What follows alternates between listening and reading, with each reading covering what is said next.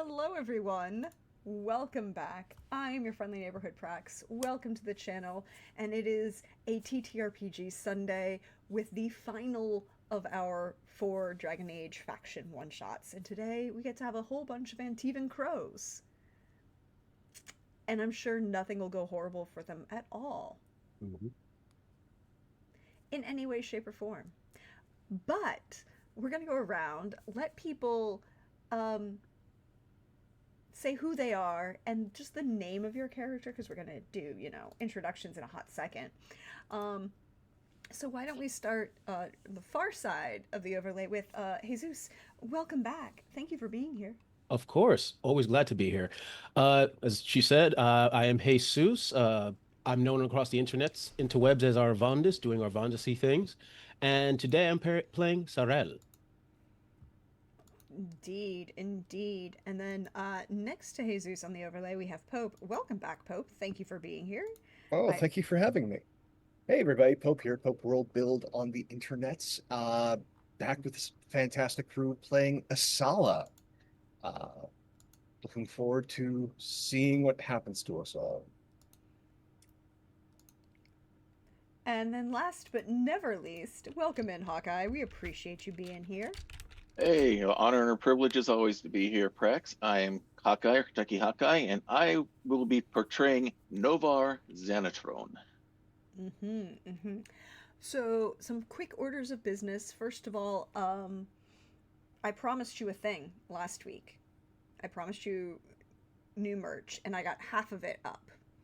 So, there is merch in the link if you wish to look at it, because Cheese Brain is a thing, apparently, on this channel and will be for eternity. Welcome to Dragon Age. There you go. Uh, cheese Brain, when all there is cheese. Hmm. When the cheese is all that remains. Cheese for everyone. For everyone. But uh, thank you again, everyone, for being here. This is the last of our 4 sessions. And today we have 3, well, relatively young Antivan Crows. Because Antiva is a country of contradiction, beauty and art and music juxtaposed against merchant princes who are the true powers of the country, juxtaposed against a royal family with the current king of Antiva having at last counts that he have acknowledged 83 different illegitimate children. But Antiva is run truly by the crows. A guild, a powerhouse, a number of houses, in fact, of assassins, the best assassins in the world of Thedas. You don't hire an Antivan Crow to kill your neighboring farmer who, you've had a disagreement about with a cow. The crows deal with countries and inheritance. They deal with family lineages of Orlais, the merchant princes themselves of Antiva, apparently currently outstanding 8 different contracts on the King of Navarra. That's not counting the previous 24 times that he's been stabbed, murdered, and or poisoned. But that's Navarran problems. Current problems in existence are the 3 of you in Antiva. Well, you're not in Antiva anymore. Crows are very useful. They make a lot of money, but they get sent all over Thedas. So the question becomes, is we highlight a small, well-kept drinking establishment on the border between the Free Marches and the Winter. well, not Tevinter, Free Marches and Antiva. Wow. I can remember maps, and I can remember things. A quiet, little out of the way location. Not quite on the main highway, but not far enough away. The rolling hills of the vineyards of Antiva are visible in the distance. And it's been 5 years since the sky turned, well, had a giant hole in it and turned green. Apparently that's been dealt with, if you believe those sorts of things. But who knows? The three of you are in this fine drinking establishment at this time of day, about 2 o'clock in the afternoon, waiting for a messenger to deliver your latest contract. I have a question for the three of you. Have you worked together before?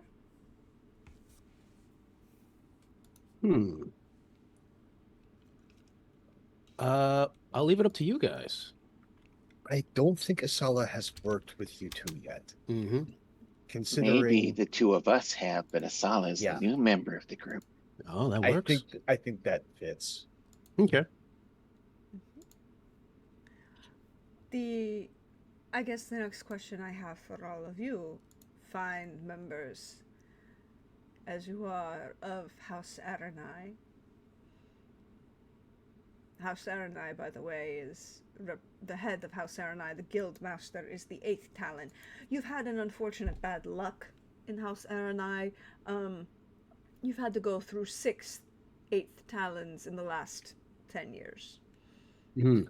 A former member of your house has been very stringent in removing, shall we say, those who did not agree with a new approach for House Aranai. But any contract that may currently exist on Zevran of House Aranai is considered null and void, as he is somewhere. No one knows where. But he has made his opinions about who shall be representing House Aranai very well known, and while there is a person sitting in the seat of 8th Talon, the House acknowledges Zevran Aranai as the true guildmaster of the House, wherever he is.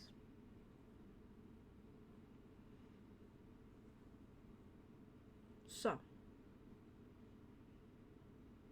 it is a quiet day. You said that Novar and Saril have worked together before.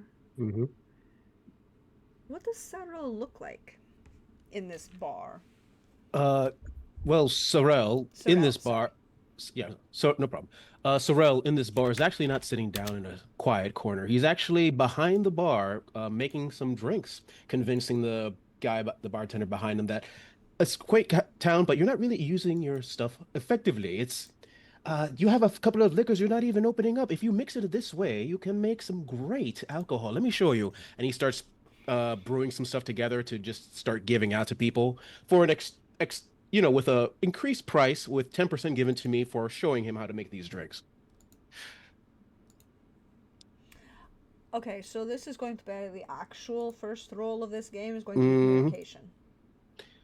Communication, or can it be cunning with a focus on brewing? That will be the second roll. Ah, fair enough. Okay. The first roll is communication, some form of communication, either persuasion or seduction or whatever you want to use here. Okay. To allow you behind the bar. Communication it is. That is a 16. That is more than enough. This bartender, human, very, very much Antivan, but living just over the border in the free marches of, technically, I guess this counts as Starkhaven territory, but realistically, Prince Sebastian has probably never been this far north in his life, and most people don't want him to come this far north. Oh, that's perfect. Yes, thank you so much for letting me. I'm sorry, I touched your ass. I apologize. If you want me to do it again, well, we'll talk about that later. But anyway, Let's begin this drink over here. Oh, why don't you take So a taste? now you can roll me that out with that brewing focus. 17. Ooh, very nice. Mm-hmm. Um, the drinks are good. They're not your best work. You They're can only use the tools you have, you know? exactly that's what this is. This is the best thing you can do with what you've got, but this isn't really even a bar so much as a local and a More like an alehouse kind of thing. not It's even a an watering hole. yeah, it's a watering hole, but it's also like Mm-hmm. a way station and an Mm-hmm. like it's at the border. It's a little, it's a pause for people on the trade routes. The only things nearby are a couple farms and a bunch of vineyards, right? Like this is a stopgap kind of place, some place for somebody to refresh horses. The inn is very nice. It's well lit. The rooms are impeccably kept and comfortable. The bartender is a very happy, tall human who's, an Antivan descent and will happily talk your ear off and make all of the comforts of home. The food is 1,000 times better than the alcohol.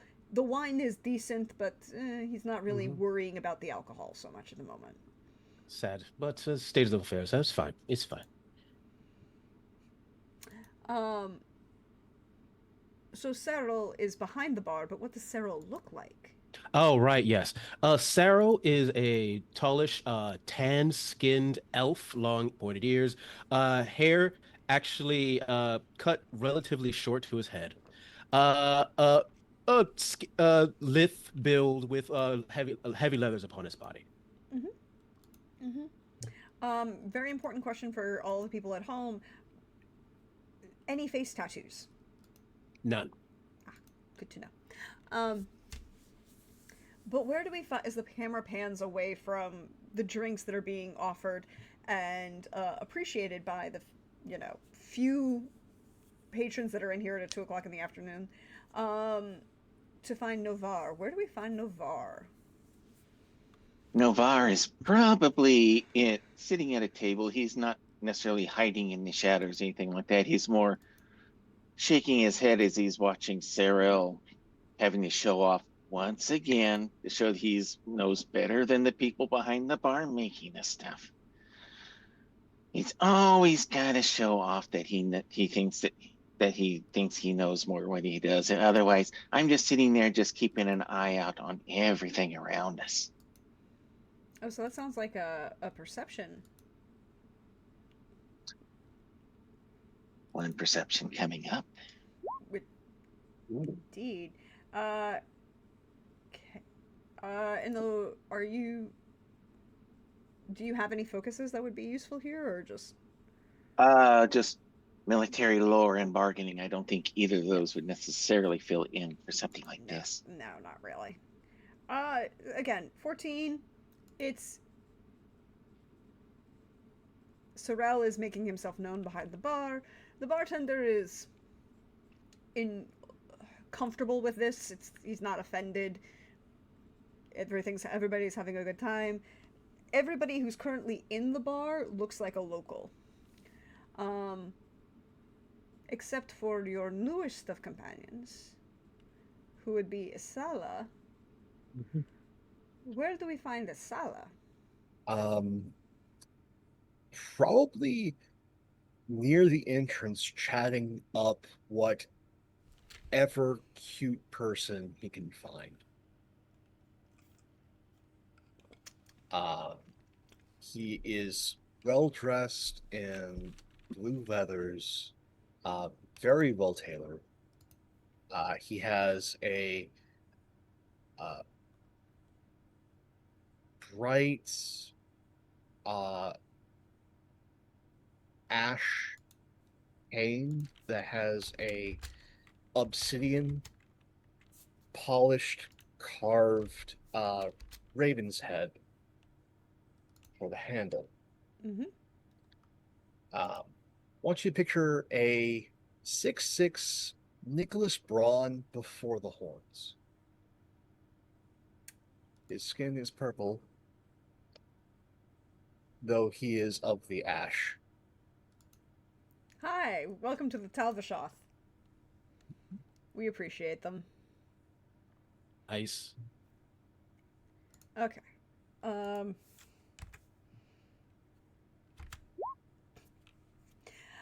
Um. So Isala is standing, flirting. At the moment, there are just there's a couple farmhands who are taking their siesta here. Uh, flirting in conversation as a means to keep practicing flirting rather than anything actually interesting at the moment.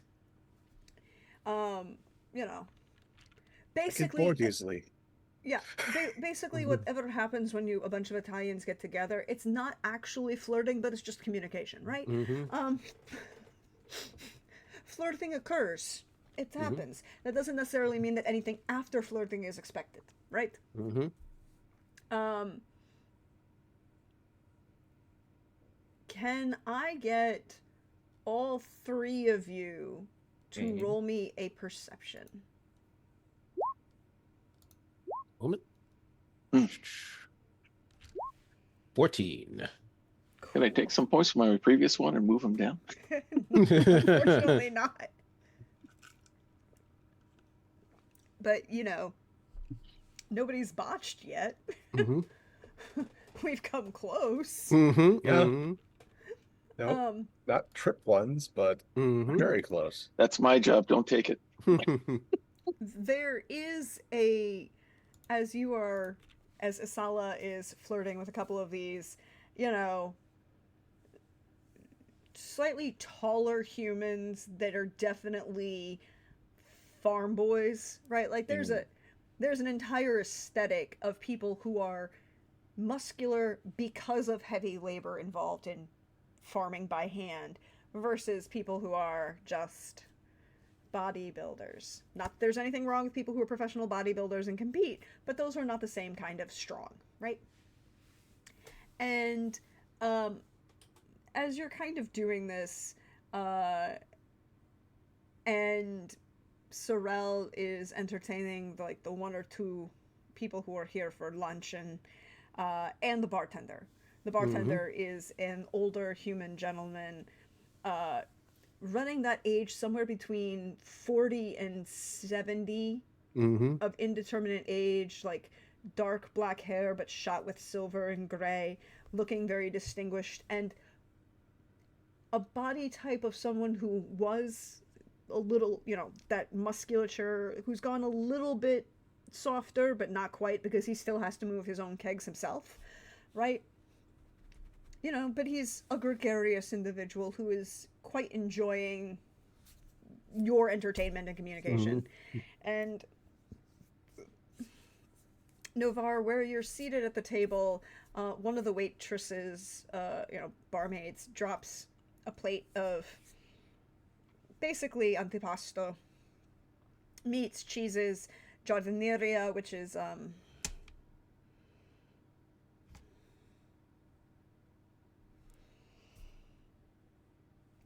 like a lightly pickled vegetables, peppers, cauliflower, broccoli, eggplants, usually, celery, carrots, like a whole mix of like just summer vegetables in a light pickle. It's not overly sour. They're not like, but they're still crunchy. They're really good. Basically a staple in every Italian summer home throughout the rest of the year. And like a little bit of meats, cheese, salted meats, cheese, some giardinaria, just a little, a light bread, just a little antipasto, right? And there's a moment that you all kind of realize that the environment has changed. And that realization comes when there is a song starting to play by the, not really bard, probably like the nephew or son of the barkeep, who's been like picking at a song on a guitar, more like practicing really, because again, it's 2 o'clock in the afternoon. No one here is really expecting the highlight of the evening. He kind of has shifted the key that he's been playing in, and he starts playing a couple what sounds like a very well-known Antivan, specifically Trevisan, from Treviso, bar song about tragic love affair. They're all tragic love affairs, It's somebody is going to die horribly and after pursuing someone else who is above their station, and then the other person is going to, stab the person of whom they've ever marriage they were arranged to, and possibly arrange for a crow to be involved. It's the same thing repeated over and over again. But as he kind of shifts the music, you notice that what few patrons are here kind of all drift away. And the barkeep, kind of, Sarl, you'll notice that starts to kind of glance around. And Novar, as you're picking at whatever this is, a female elf, Dalish looking, sits down across from you and reaches over and picks up a carrot. She's got a large, heavy bow across her back, and she's got this light smirk on her face as she kind of makes eye contact with you, while also at the same time keeping an eye on Cyril at the bar and Isala at the door. You're not bad for new ones. I do my best. Do you want to summon the rest of your little fledglings? I want to get this delivered and out of here as soon as possible. Sure, I can do that right away. And I do a finger snap on one hand, then the other to get their attention, so that they know that it's time, that we have business.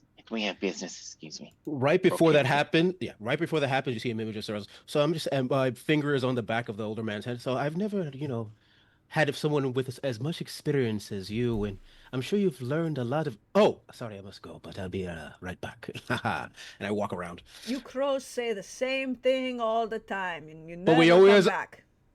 One day we will.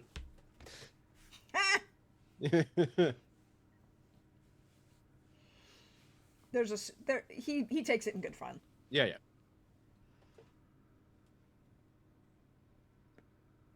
Nasala, do you join the... Once I hear the finger snap, it's just like, excuse me. Sorry to break up your fun, gentlemen, but it appears work is being thrust upon us. I was just passing time. Yep. Well, hello, my lady. Cute. Oh, that wounds Sorrel. That just feels like, oh, I wish I had gotten stabbed instead. Oh. Sorrel, how old are you? Oh, he's prime 20 years old.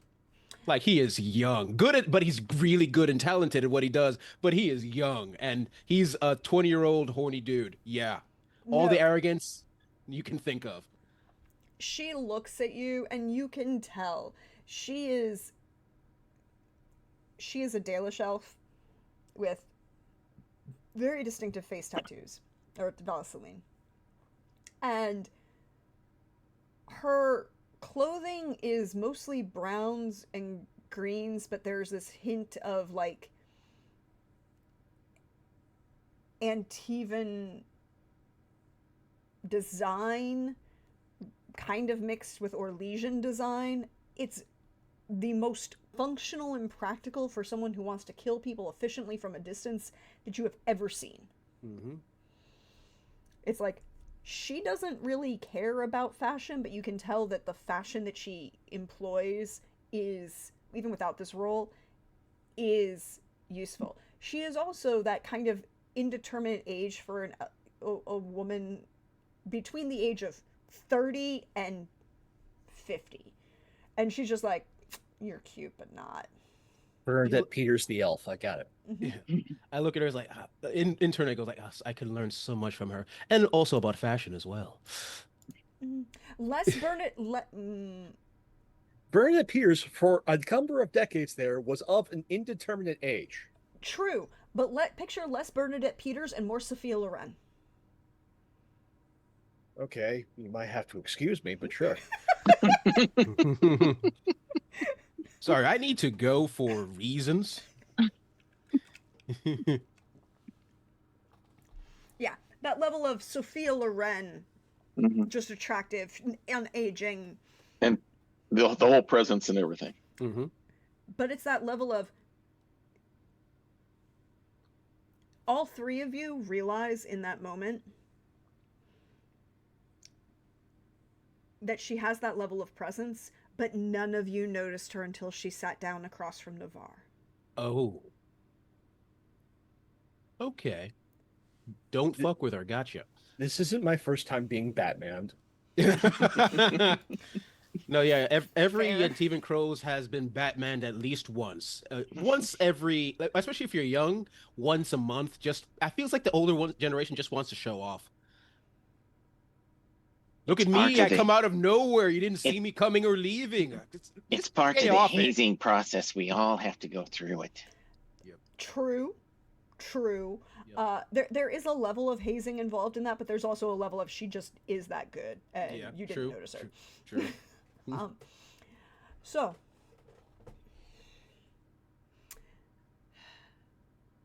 the best that House Aranai have to offer. That is us. At We're least available. currently. Well then, do you want the good news or the bad news, little Bad news fledglings? first.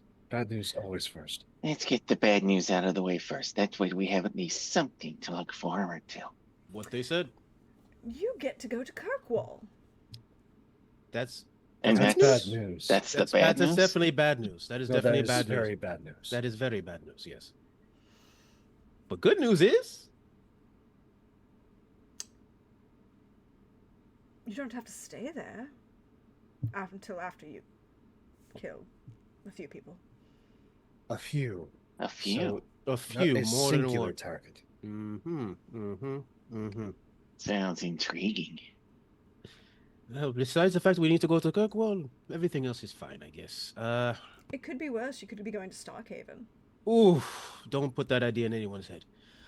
Yes, Kirkwall, we can do Kirkwall. It's fine. It's fine. I've never been there. I wouldn't want to go there, but I can learn to live amongst the Kirkwallians.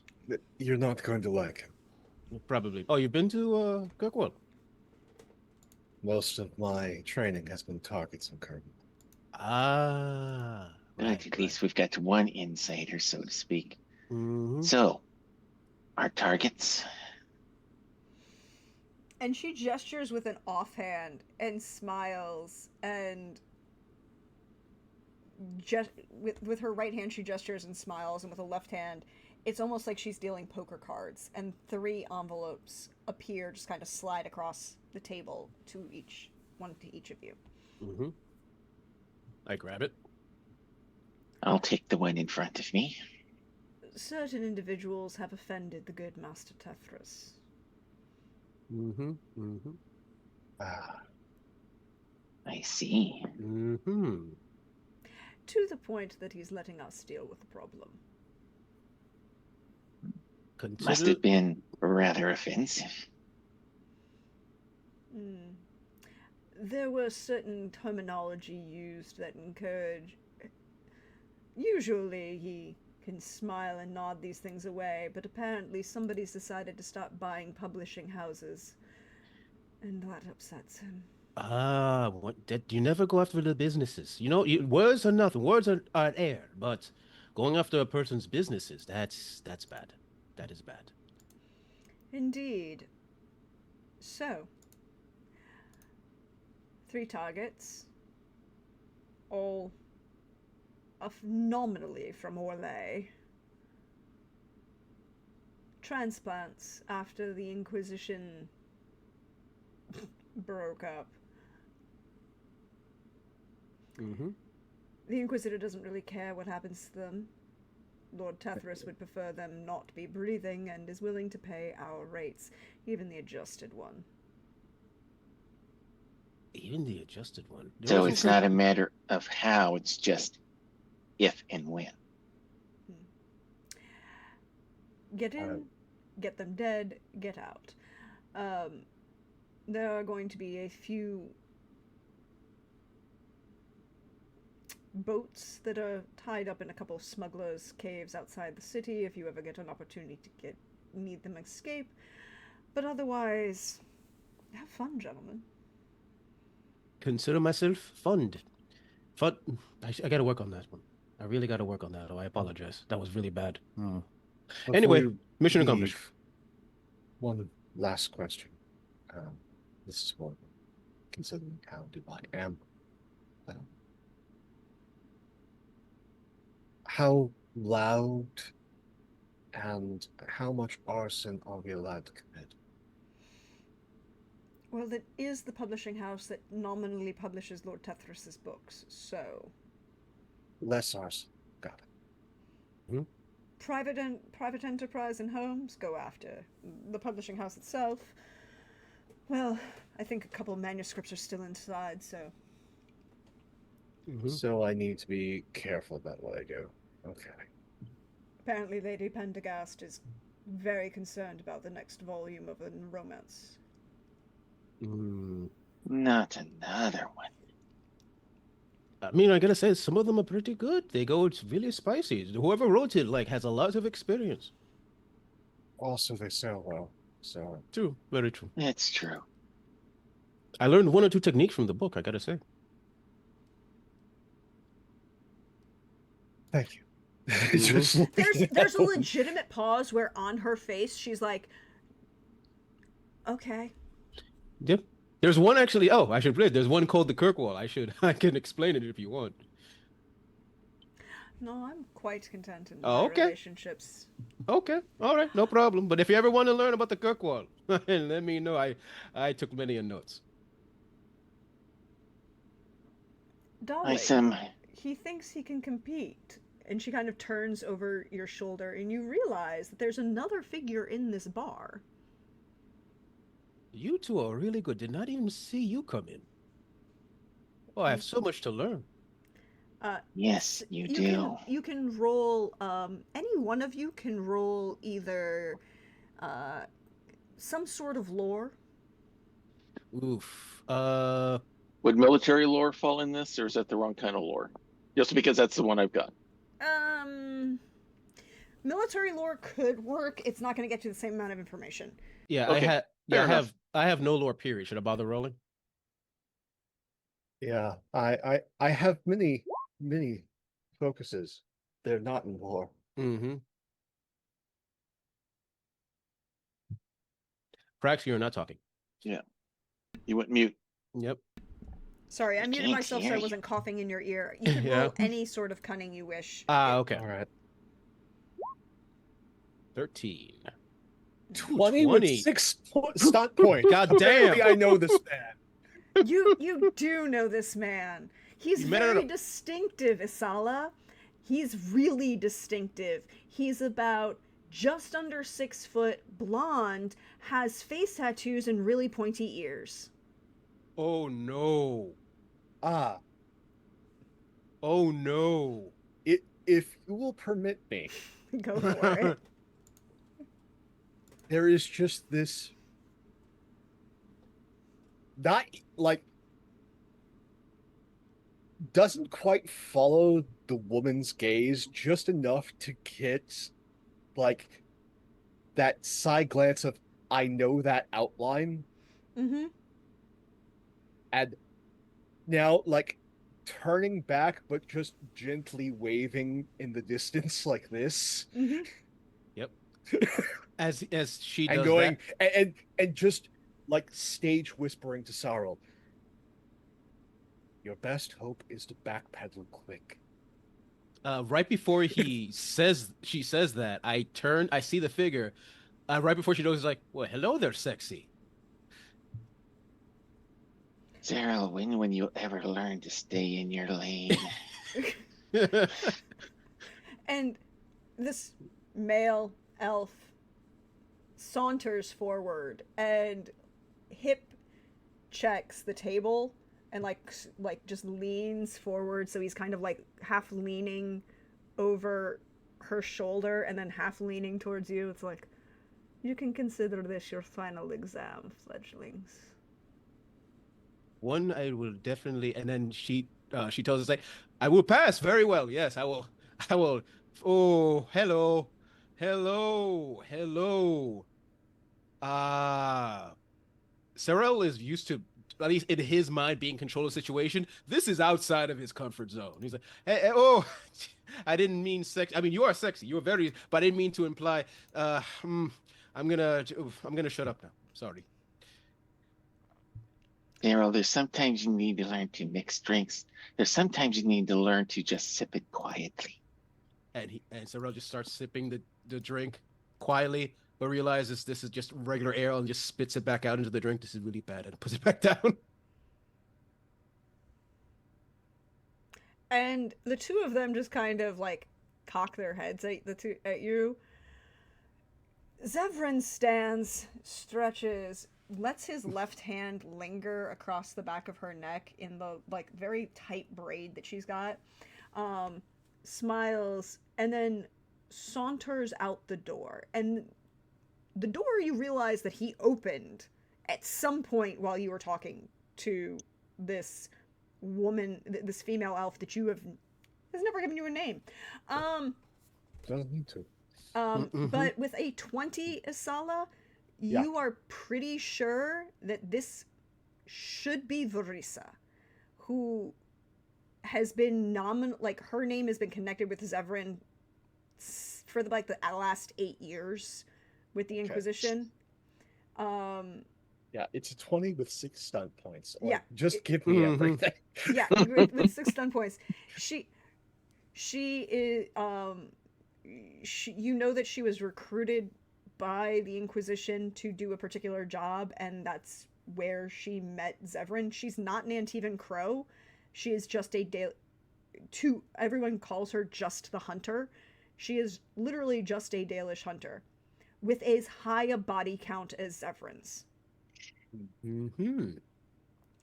And not and is considered nominally, like, the two of them have just been as committed in a relationship as two very good killers can be. Lovely. For the last, like, 5-6 years, you know? And she doesn't usually to your knowledge, doesn't usually get involved in house politics, but has been seen on occasion as, like, backup when Zevran decided that a guild master needed to, you know, retire. Let's see. So, have fun, little crows. We'll be watching. And she'll get up and, just because she can, pick up Cyril's drink, knock it back, flip the glass, and set it right in front of him. And, like, pats him on the head as she walks out the door. Is it wrong that I'm a little turned on right now? Yes. Okay. No. So you're saying Yes. you're saying I have a chance. No. No. No chance. Okay. Cool those loins now because they're not going anywhere. That's fair. That is fair. Let me put it this way, Sorrel. I have a better chance of being declared the divine than you have. Oof. You know how to put my shame into words so clearly. Okay. All right. So let's I grab the Emerald and give it a read. They are all, if you're going to compare them, they're all relatively the same. Their travel documents, passports, passage into the city of Kirkwall, information on guard shifts, the patrols that are going to be throughout the city, the various one or two gangs that still kind of exist even after the champion of Kirkwall kind of went through Kirkwall and murdered everybody. But Hawk kind of does that, and no one's seen him in the last almost 10 years, so let's leave that alone. Mm-hmm. And so you looking at this, you realize that Lord Tethris really wants these people dead. Because these are like official guard patrol documents. Like, these are key phrases, passwords, everything you need to get in and around the city of Kirkwall without any imposition, really. Basically, until you kill somebody and then cause a problem. There are 3 names on your list. They are all... Sorry, I'm trying not to sneeze in your ear. They're all human, or at least the names very much gave the appearance of being human. I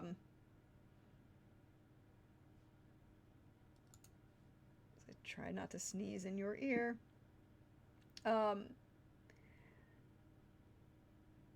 Charles Jacquard.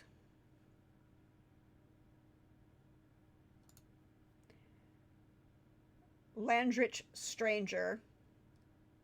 Landrich Stranger. And Teresa Egger. Egger. All kind of, you can tell, are not from the Free Marches. The names seem to be more Ferelden, but that kind of level of border Ferelden between Ferelden and Orlais. And probably, came to Kirkwall during one of the upheavals since the Mage Templar War exploded. And are trying to make a name for themselves. Fortunately, this name involves running certain other businesses people out of business and taking over the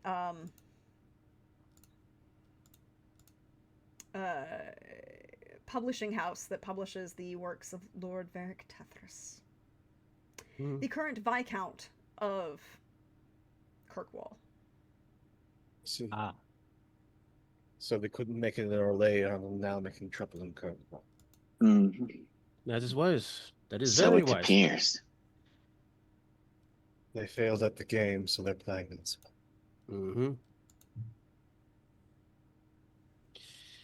So we're facing second-tier Orlaisians. That's easy enough. No, it's not easy. They're probably Fairly publicly known. if they're causing enough trouble that they're not going through standard official channels, they just want them gone. Means that they are dangerous enough not to get the guards. That's fair. That's very fair. All right, so I guess we should get started and going.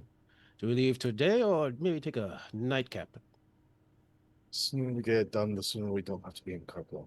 Damn. Fine. Sorry, Sooner bartender, I will have to leave you like so many crows before. The sooner we leave, the sooner we get back. Mm-hmm. So, fun things that are going to happen with this game because it's crows, and really, there will be a lot more skill challenges in this. Because crows. The first of which is, you are at the border between Antiva and the Free Marches, so you have to get to Kirkwall, which is on the other side of the Free Marches.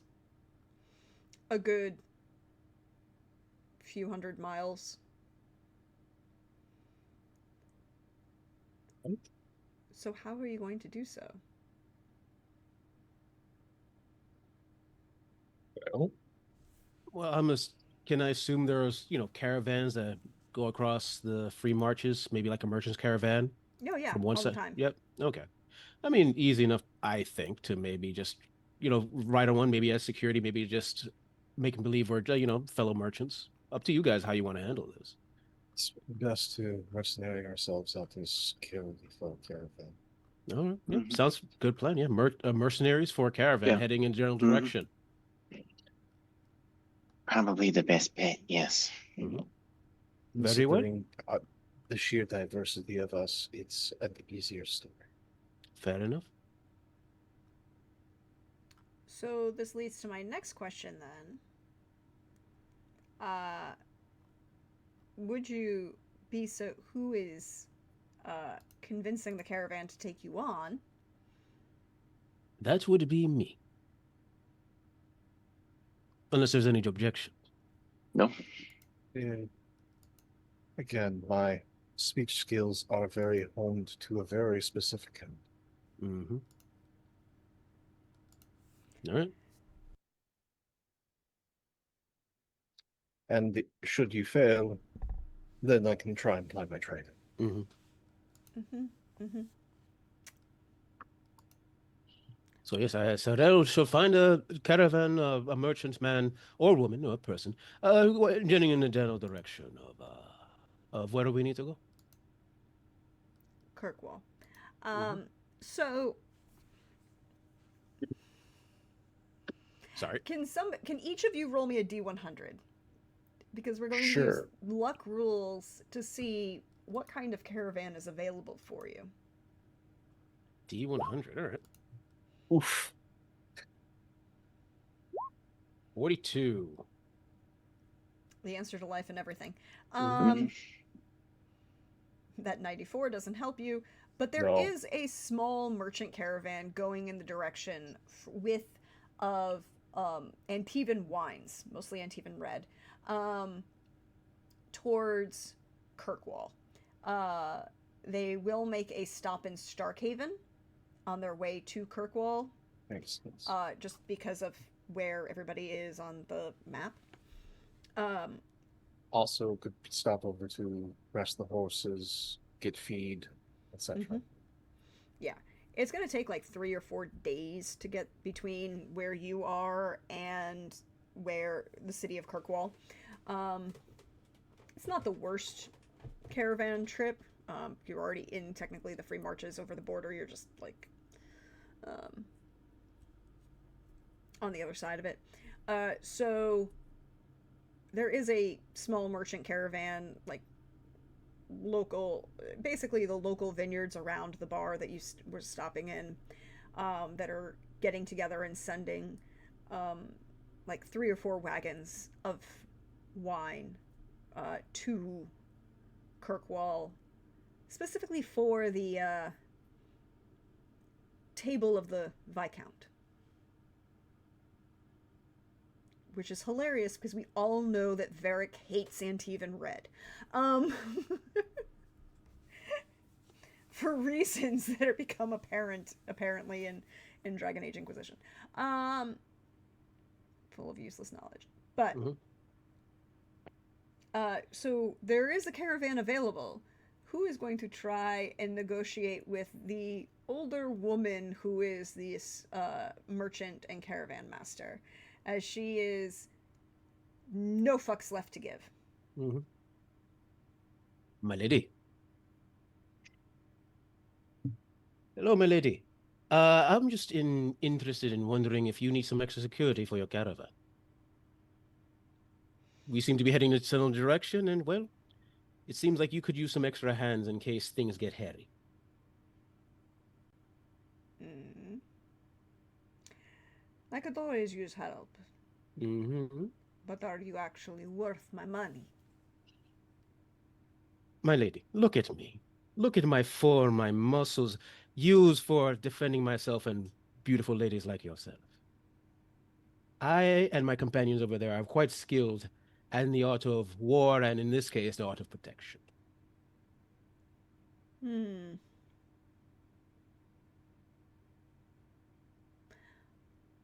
Go ahead and roll. your communication, whichever one you're going to roll. I will do that now. Communication. That's 16 with 4 stunt points. Is there a stunt you would like to play? Right. There is social stunts, aren't there? Mm-hmm.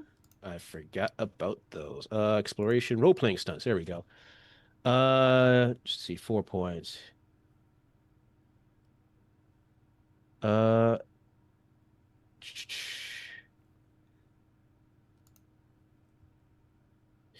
I am going to do Jest and Bon Mot. He's like, I mean, if I couldn't be worthy of protecting someone like you, I'm not worthy of anything. I mean, I'm pretty low in the totem pole if I can't, well, attract a woman like yourself. Mm-hmm.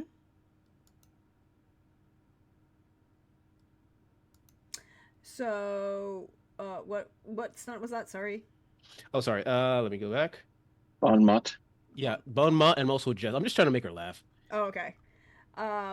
So then yes, go ahead and you can convince her Mm-hmm. to let you join. It's that level of there's laughter and she does laugh at it, but it's this level of like, oh, you're cute for a youngling. She's like frankly 60, right? Like Age ain't nothing. Age is nothing but a number, my lady. I have grandchildren older than you. But you're cute. I like it. They keep calling me cute. Oh, I'm a man. I'm a man. And she'll walk up to you, and she's like this tiny Antivan woman. She'll just, I'm sure you are. Are you married? I have a granddaughter your age. Oh no. Oh no. As I live my life on the road. I am not ready to tie the knot. Maybe in the future, but for right now, I am so sorry. Man, they're all the same. But yes, you can be, well, half now, half later. Of course, of course. When we get there and not dead. Mm-hmm. I will make sure you are not dead. Good. So you have successfully talked yourself into a caravan.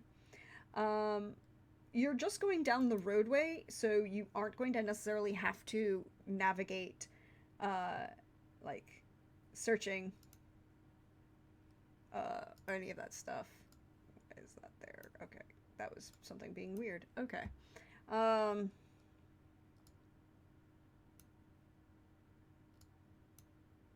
But this leads to my question of what would you all like to do as you are going to be on the road for 3 days. So I'm going to make you all roll various perceptions at some point. But Okay. is there anything you would like to do on the road as you go? More just get a feel for how the caravan's set up, because Isala is both A, unsubtle, and B, an ambush predator. So it's very much from out of nowhere shock and awe. Very like cat-like attacks. So trying to find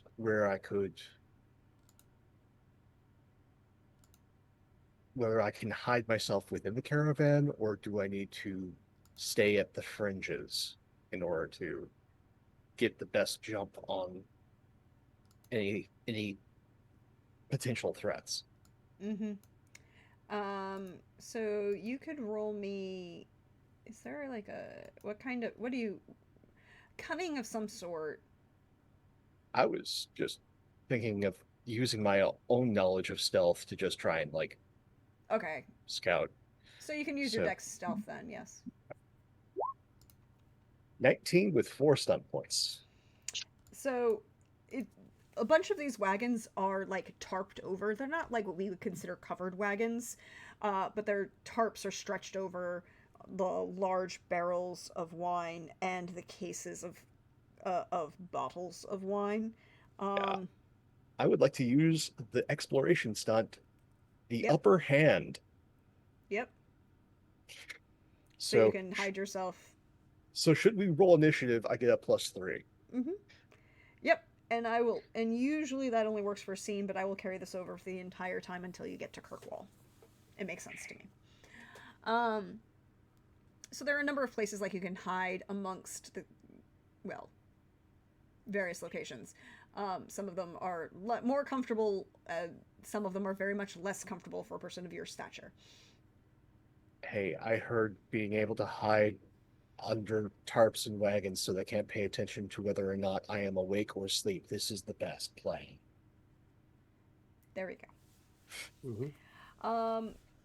Navar, what are you doing on this trip south? Novar will be using his past knowledge. He's going to be inspecting all of the vehicles, all the wagons and stuff being used in this caravan to see which ones are the stronger, which are the weaker. If bandits were to attack us, which ones are going to be the most likely to be seen as a spot to take us out, and just keeping an eye out on the arrangement to make sure that nothing comes out to surprise us.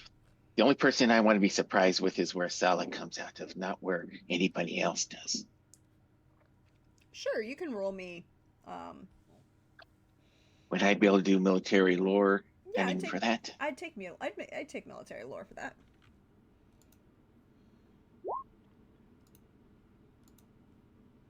Yeah, 14.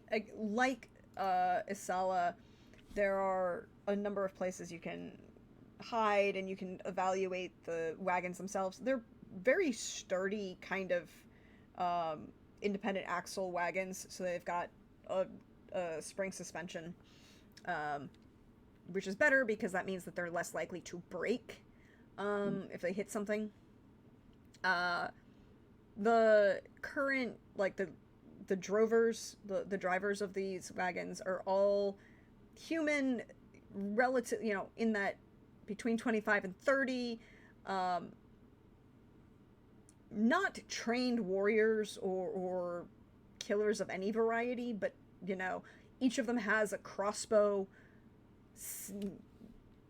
fully loaded next to them at all times. They're not unprepared, but they're not like the greatest military. Raw recruits more than anything else. Yeah, they're the workers of this collection of vineyards, and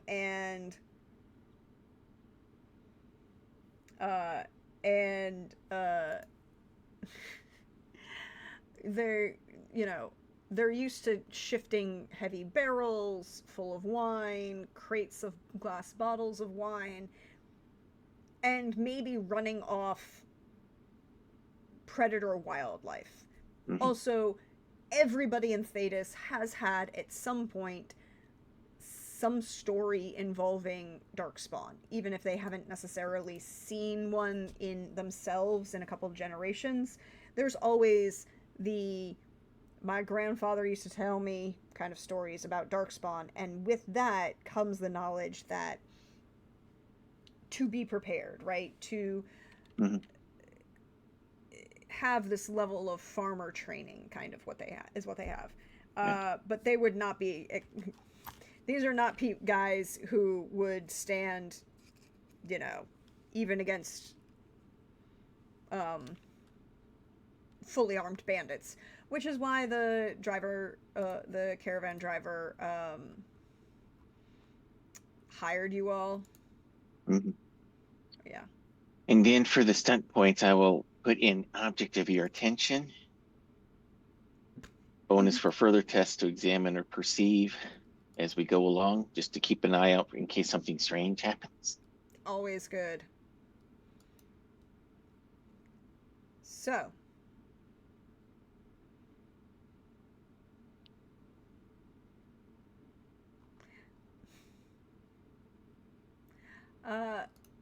Sorrel, what are you doing on this journey south? As I go looking outward, I'm looking inwards. I I'm gonna start talking to the various individuals in the caravan about any local issues or threats that they know of that have happened recently, like caravans that suddenly just disappeared or have been attacked recently. What type of people might have attacked them? Any recent stories that we should be worried about? Um, okay, so roll me communication Yep, or cunning, whichever one of those two that you think is appropriate in this case. communication, I think. Hmm. 17 with one stunt point. So, her Elena. She will tell you her name is Elena. Um, and Monterosso. And she will be like, ah, for the most part, bandits don't come down here. We aren't big enough to attract them. But there have been occasionally stories that you might have heard lately. More concerns about those Templars who went crazy and started killing everybody. Ah, Oh, I heard about that. That was terrible. such a problem, honestly. Mages, Templars, who cares? Make or bless them. They need their better. They need to get over themselves, right? It's magic is magic. Templars serve a purpose, but they don't need to have this bloody fight. There was a hole in the sky. They should have been worrying about that. But then, what are they worrying about? The two of them? Take over. Honestly, I don't even know what that is. No, the bigger problem recently are these Orlesians coming up. Orlesians, they smell. Or legions. They are coming up.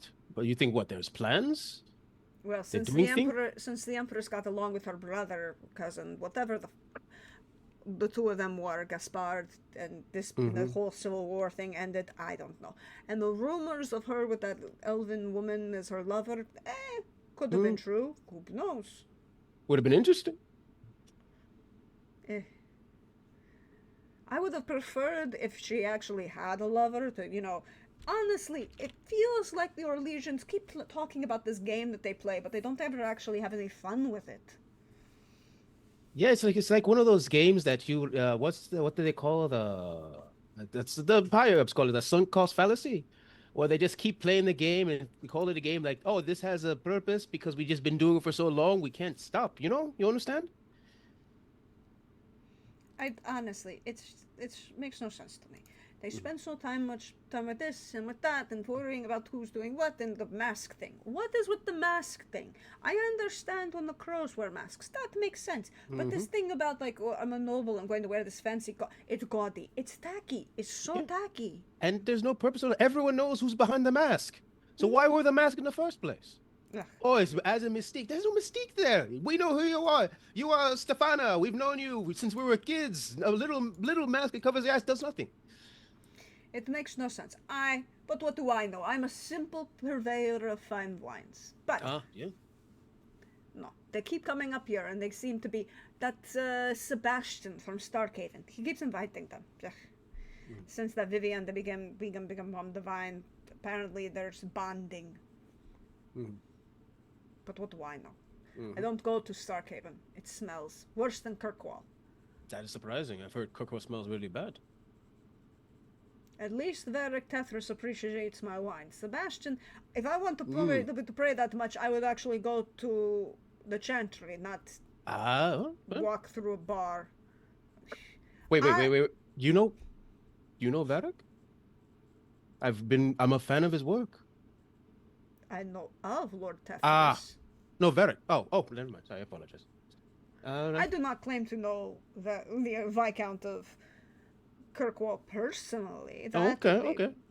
Okay. But you've been known that he appreciates your wine. And I have been invited to a couple of his parties at the state once or twice, but that's not the same thing, right? Everybody gets invited. No, that's fine. It's fine. But it's high up there. I've heard great things. It's great. I'm happy for him.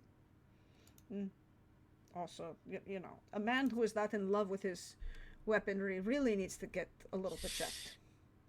That's true. That is very true. But no, the Orlesians are the problem. I smell them. Bother me. Want to bring all their drama up from the south. They can keep it in the south. They can keep that drama in the south and keep the winter out of it, eh? Go solos. Yeah. But that's basically her entire rant, is she is convinced that these Orlesians that are moving out of Orlais up into the Free Marches now that the Orlesian Civil War is over, Mhm.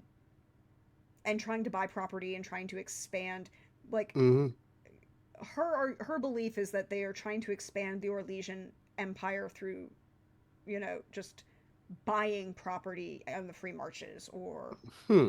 you know, trying to get back land that once belonged to the Empire of Orlais. Whether Hmm. it did or not was... Yeah. All right. But no reports of bandits, at least on this road, that she can Hmm. tell you about. And no reports of anything like Darkspawn or like any of the... Nobody's seen any of the Templars or the mages since the war kind of ended. You're in a backwater of a backwater on the way to Kirkwall. It's... So the chances of us fighting anything probably very low. Maybe a bear. Yeah, pretty much. Maybe it's not impossible, which is why she was willing to entertain the idea of like actual guards. But it's very unlikely. Just what's here. Okay. As the first day comes to a close, could you all roll me a perception of whichever one you want? Yes. 13. 7. 15. Novar, with a 15, as they kind of wheel up to make camp, just kind of like off the side of the road. It's a little bit like it's not really like a camp area, but it's obviously a space of open ground that had been tramped down enough by a number of caravans stopping at relatively the same point that it's kind of grown into a like more dirt than grass, a couple permanent fire circles, nothing really fancy, just kind of just off the road kind of thing.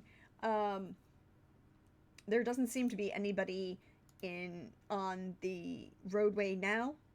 Nobody coming at you, nobody going forward. The road itself is calm.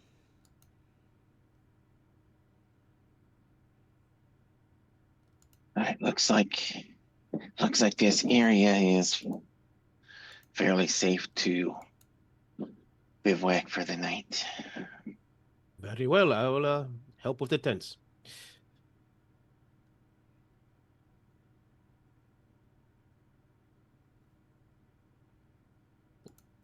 And with that, as we set up for a night on your first night on the road, we're going to take the break for the evening. Mm-hmm. So stretch, bio, refresh, do all of those good things. We'll be back in about 8 minutes. I'm probably going to run the ad break during the intermission, so do all of those good things, and we'll see you in a little bit, everybody. Bye-bye.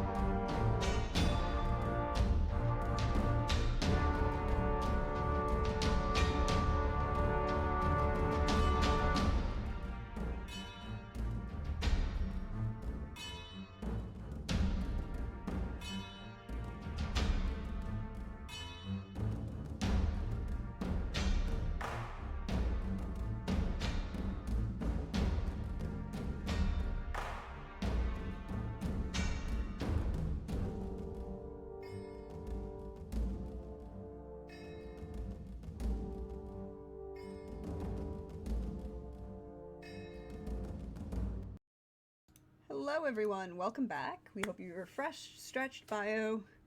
You got more beverage, and are ready to dive into part 2 of this Antivan Crow one-shot. Mm-hmm. So, based on your previous rolls, there are no incidents on your ride to the city of Kirkwall. You can manage the caravan is well protected.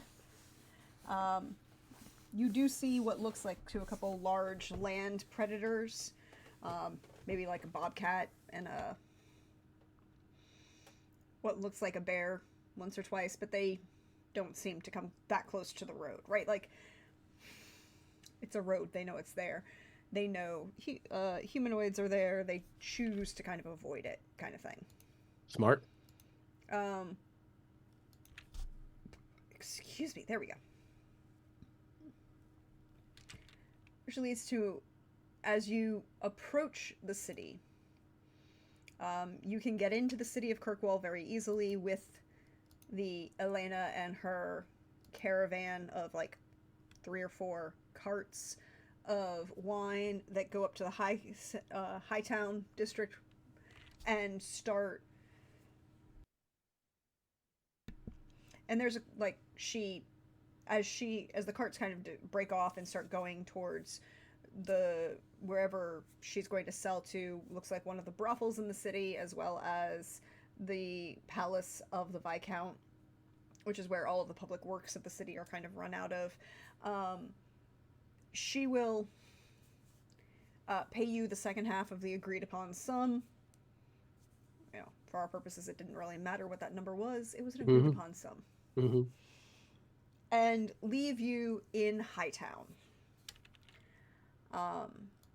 It's like 3 o'clock in the afternoon. What would you like to do? Well, arrange for a place to stay temporarily. Maybe like go to an inn to get a house, so organize ourselves, check notes, stuff of that sort. Okay, there are a couple. Mm-hmm. Well, given our recently acquired pay, would that cover? One of the decent hotels in town.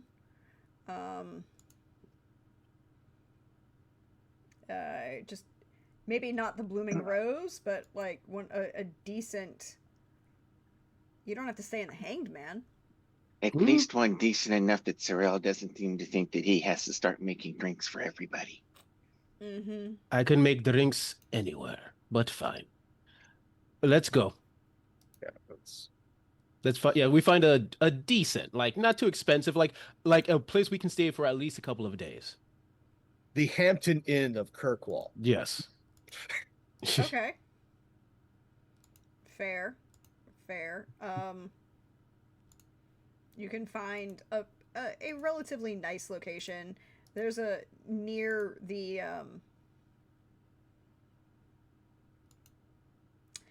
Blooming Rose, but like not in the same general area.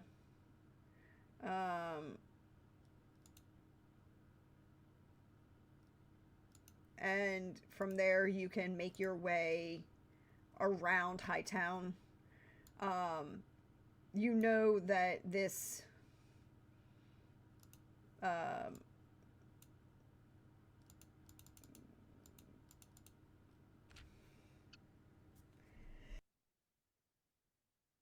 Bless you. Bless you. Bless Thank you. you. Sorry about that. You know that this publisher is going to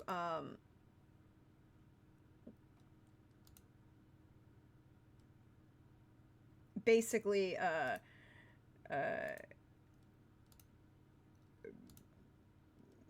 the publishing house is actually in the in Hightown itself, so you know generally where that is. It's not near the Chantry, which is good. It's north of the Blooming Rose, on one of the streets that kind of off one of the little courtyards that will lead actually down into Lowtown, right? Because Kirkwall is built into the cliffs. There's the High Town, where all the people with money are, the Viscount's Palace, the Chantry, all of that is up in High Town, and then there's Lowtown, which is everybody else. And Dockside, which is the people with even less money than in Lowtown. Mm-hmm. And the major criminal element. Now, in our files, in the dossiers, does it give us like known residents for each of these targets? They don't have specific residences for Okay. the targets. The two men and the woman. They do have the target. They do have the listing of the publishing house, right? Like where Okay. they're nominally working out of. Mm-hmm. One of the oh god, what's his name? Stranger. Landrich. Elandrich. Sorry, I just went through my notes and was like, what? Okay. Elandrich Stranger doesn't seem to be doing, from what's in the notes, the biggest note about him is that he's spending a lot of money at the Blooming Rose. Okay. Mm-hmm. But not with any one of the major talent at the Blooming Rose. Mm-hmm. Which means he's probably in debt up to his eyeballs in one of the back gambling dens. Mm-hmm. Oof. Okay. So we have Landrick, who is most likely Blooming Rose, and we have Charles and Teresa, who are working possibly at the publishing house. Or at least all three of them have been in and out of the publishing house because they've claimed it. They bought it. They want to take it over. They want to control it. Mm. Charles has been. There's a note that Charles has been rumored to have been seen around Lowtown, but no one has confirmed that. Mm-hmm. There are too many since the Fifth Blight, which was 10 years ago by this point, almost 15 years ago at this point. There have been such an influx of people escaping the Fifth Blight that have sailed into the Free Marches, and particularly Kirkwall, that an Orlesian or a Ferelden will no longer stand out amongst the population, right? Mm-hmm. Fair. So it sounds like. Sorrel, do you want to possibly hit up Blue Rose and see if you can talk to one of the talent of the managers, getting an idea of Landrich's habits, and possibly if one of the managers wants us to possibly collect on his debts. Sounds like a plan to me. Novar, Mhm. I think our skills would be best suited for possibly getting an idea of the other target's habits, their comings and goings, essentially staking out the publishing house. Mhm. Sounds good. We may need to. Sounds like we already have some idea what Mr. Chicard seems to be, likes to hang out, so that gives us a little bit of advantage in staking him out. But we don't know anything about the lady of the group, shall we say? Yes. That's probably the reason why I want to sit in the publishing house. An idea of the comings and goings. Mm-hmm. Yeah. And considering my particular skill set, I'd rather us ambush them away from the publishing house. Yeah, sounds good. Sounds like a plan to me. Let's make it happen. So, fun things. Why? There we go. This is a map of Hightown. Welcome to Hightown in Kirkwall. The Chantry is still under reconstruction. You know, because somebody blew it up. That douchebag. Yep. Mm-hmm. Mm-hmm. How unfortunate. Mm-hmm. Also, the unfortunate ties to, the circle and all of the things that went wrong with Knight Commander Meredith from the Templars. There's Mm-hmm. still a really creepy red kind of statue in the middle of the courtyard of there. No one wants to touch it, Mm-hmm. For and good mages reason. won't go near it for a variety of reasons. Mm-hmm. Um, but if you are on the map, you can see that the hotel you are staying in is over here. Number 4. Okay. That leads down to the Okay. area Mhm. that would lead down into Lowtown. The Blooming Rose is to your south. The Viscount's Keep is to the south. The Chantry is to your West. west. To the west. Mm-hmm. And where number 3 and number 1 are, those are the big open market areas. And Okay. where would the publishing house be in all this? The publishing house is actually over here, over closer to the Chantry. Gotcha. Understood. Next to a house that may or may not be haunted. Not touching that. No, that could be useful. It could be used as a weapon. No, like again, we could, if needs must, we could drive our targets into the haunted house and do a 2-for-1 special, and set the house on fire. Mm. No, that's a good plan. Possibly. Or just drop the bodies in and set it on fire. It's like, oh, ghost, set fire. Oh, God, God. Devastation. Death. Fire. Whoosh. Fire is definitely my skill set. There we go. There we go. Very well. Then sounds like a plan. I'm going to head over to the Blooming Rose and learn a bit more about this Landrick. Mm-hmm. So Sorel is going to the Blooming Rose. Navarre and Asala, what are you doing? We're going to stake out the publishing house. We'll stake out the publishing house to keep an eye out for the other 2. Okay. So are you being obvious in your stakeout? Yeah, we're trying to be something. We'll try to hide as best we can. Then I feel like I should get stealth rolls from both of you. But of Stealth from the course, Spirit Warrior and the Kunari. It's going to go great. the thing is, this Kunari is much not built like a warrior. Ah. He's not even really physically built like a mage. He is more built like a servant. Ah, okay. So stealth is under cunning, correct? Dexterity. Dexterity, okay. Could not remember, wanted to make sure. It's Mhm. okay. So with a 15 and a 12, thank you very much. I appreciate it. That's useful. I will come back to that.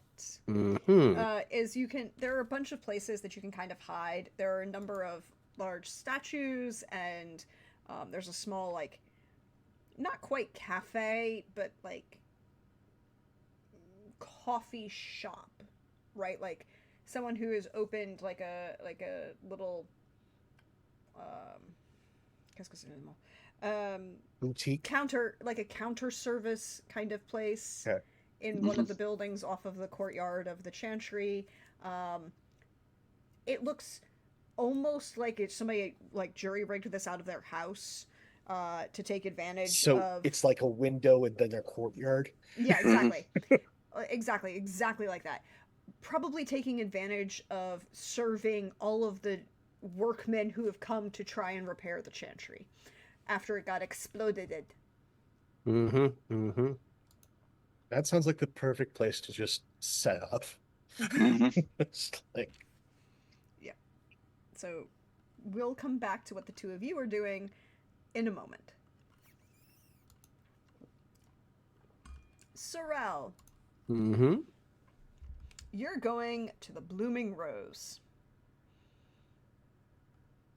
The foremost brothel, house of ill repute, and gambling den Mm-hmm. in Kirkwall.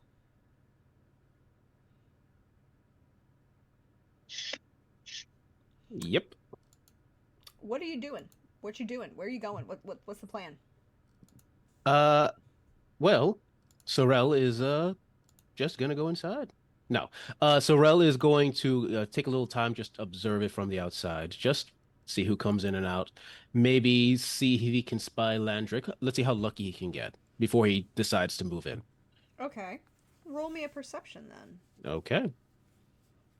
If you have any foci that you think would be useful here. Sadly, no. So let's see if luck helps me. 16 with 6 stunt points. I would say that yes, you can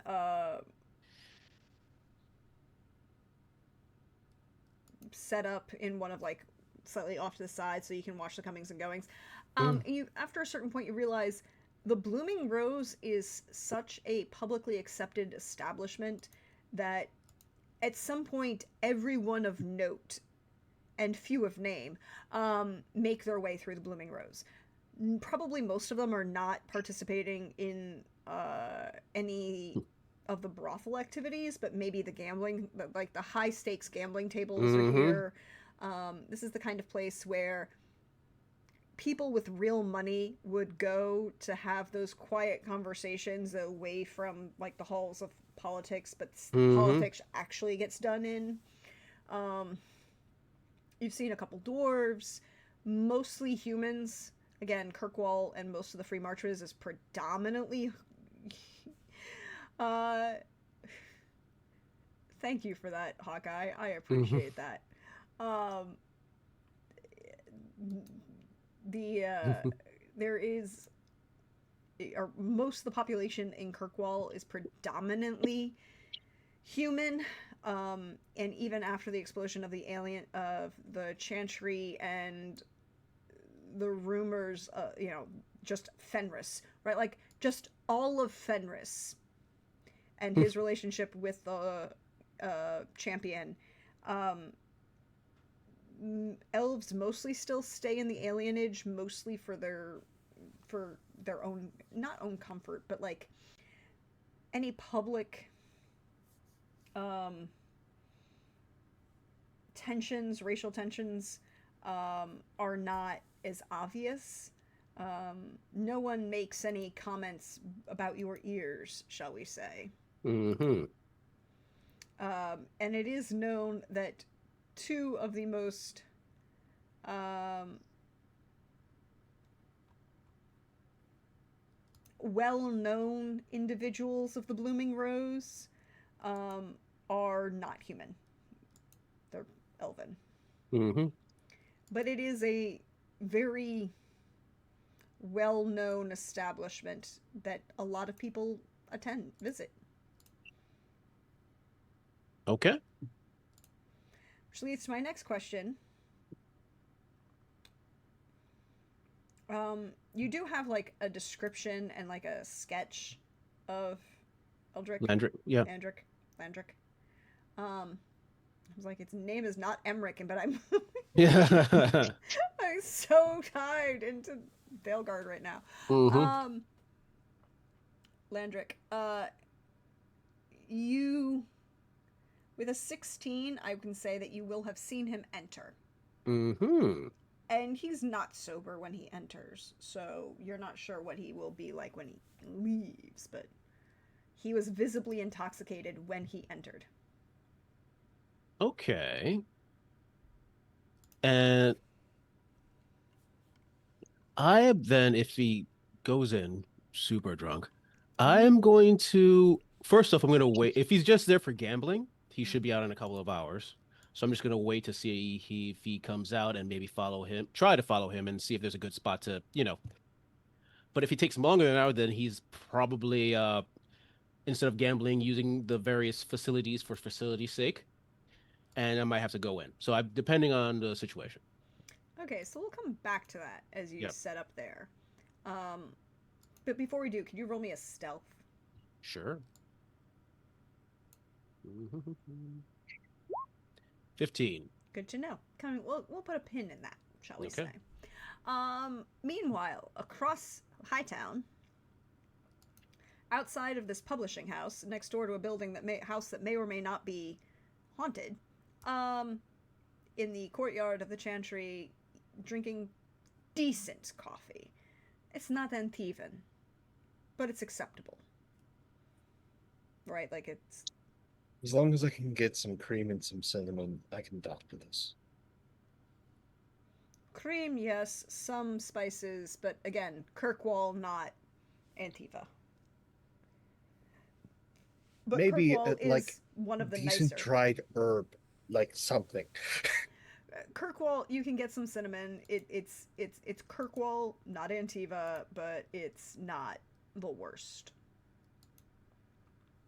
Right, like it's not the best, but it's not the worst. It's Mhm. serviceable. It's serviceable. Suffer through it. Literally. Can I get a perception from both of you all? So Woohoo. 13. So 13 for Isala and 15 from Novar with 6 stunt points if you would like to Mhm. use them. You are going to be there a little while. Good hour, maybe a little bit longer, before you start to see Landrick and Teresa, not Landrick, Charles and Teresa, kind of working, through the windows, more or less. They seem to be having some sort of very heated debate. And after about, and it kind of fades off and it will get heated again and then fades off as like they kind of walk away from each other. And then he will just, in the third time that this debate, heated argument continues, he just throws up his hands and storms out of the building. And she yells at him in something in Orlesian. Do any of you speak Orlesian? Nope. Nope. Then, unfortunately, you don't know what they're saying. I have linguistics, but I took Antivan. I mean, that makes sense for who you are. Mhm. But it is, for the players, for everyone playing at home, picture a very large, heated French argument. I mean, they're yelling at each other, but they sound beautiful as they do it. Depends on These the aren't accent. Italians. Define beautiful. And like, there are many a French accent. Not all of them are made equally. I mean, fair enough. This is true. Even Simon would agree with that statement. But he will get up and storm out and storm over to like the coffee window and like just kind of bang like his hand once or twice, partially to get the attention of who's ever is serving, but also just because he's more frustrated and upset with Teresa and is using this as a way to vent his frustrations, because he's the type of guy who's an asshole to waitstaff. I Kill already him hate him. Yeah. Look at him, Yeah, just isolated near the coffee shop. Both of you are in. Just saying. Yeah. I like him banging that. Like, I'm just going to make eye contact with Dilvar and just go, like, the eyes first go towards the direction of the banging, but then back towards the building, the publishing house. It's just like, this is our cue. We can probably get him in transit. I would also like to say it's really not hard to tell that they are Orlesian in this instance, because he's still wearing the goddamn mask. Oh, he's even wearing the. Oh, okay, he needs to die. Like, He needs to die. As if we needed more incentive. this is perfect. He's going to grab his coffee. He's going to probably head back to the publishing house, or he's going to head someplace else. This is the perfect point to ambush this guy Yes, I agree. Mm-hmm. and ambush him away from the publishing house so it doesn't get hit with collateral damage. Mm-hmm. I will also say that this point here that I'm picking on the map now, Second. Mm-hmm. Yeah. that's one of the passageways down to Lowtown. Oh. I mean, what's another corpse in Lowtown? True. Just throwing that out there. Since you're throwing that out, while he's banging on that counter, I would like to move to that entrance and kind of hide there. Okay. Is it like a tunnel kind of thing leading to there, or is it No, just it's like a door? stairs. It's like a Stairs. stairs. So, remember I said Hightown is literally up the Right. cliffs, and so all of these are like stairwells that lead down into Lowtown. So it's not like a direct gate from one section of an area to another. It's a passage. As long as it's a passageway, that's all I need. Yeah, it's a passageway and staircase. So I will go ahead and go maybe about a third of the way down. Okay. And just wait. Mm-hmm. Yeah, with that, I think the best thing is for me to post up if he is going to be walking back to the publishing house, sort of like be ready to herd him if he's not already going down to Lowtown, herd him towards it. Mm-hmm. So he's being snippy with the girl who's pouring the coffee. He grabs his coffee and just kind of like nears a little bit, throws money on the table, and walks away. He nominally leaves a tip, but that's because he doesn't put exact change down. But it's like, if He's the coffee maybe tipping 8%.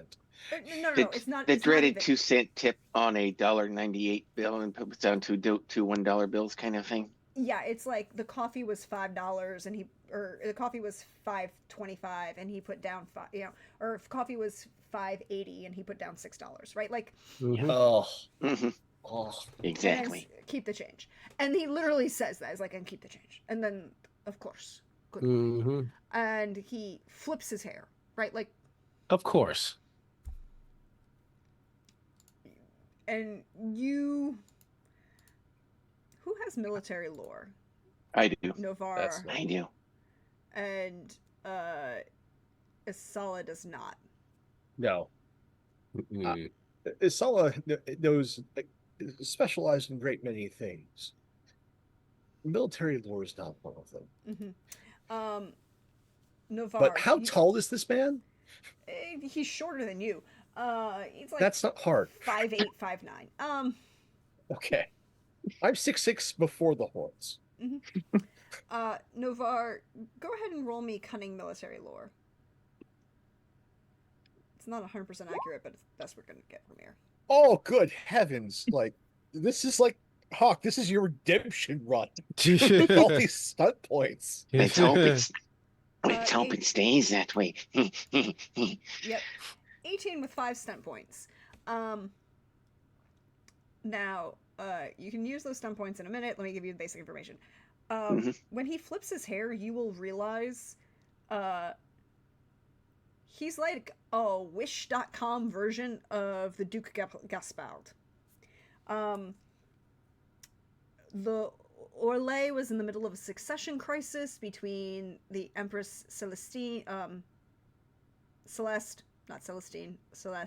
Empress Celeste, her cousin, and her two cousins, Gaspard and her younger sister, right? Like, they're in the middle of a succession crisis. They were in the middle of a civil war. It ended nominally peacefully when the Empress's lover, Briala, and her sister kind of nominally tried to kill her, and Gaspard was going to be the fall man, but the Inquisition intervened. And he but Gaspard was very, very popular with the army of Orlais, like the general, the standing military of Orlais, and the military chevalier families of Orlais. He responded pretty immediately to the threats of a giant hole in the sky. He was willing to offer military aid. Celeste was kind of playing more into the political game. Gaspard is a blunt instrument, but he's very good at what he does, right? And he was very successful on the battlefield and very distinctive in his appearance. This man, it's like, ooh, the hero worship is a little too much, and you did not see any military service and is not anywhere near competent. Like, he's wearing a sword,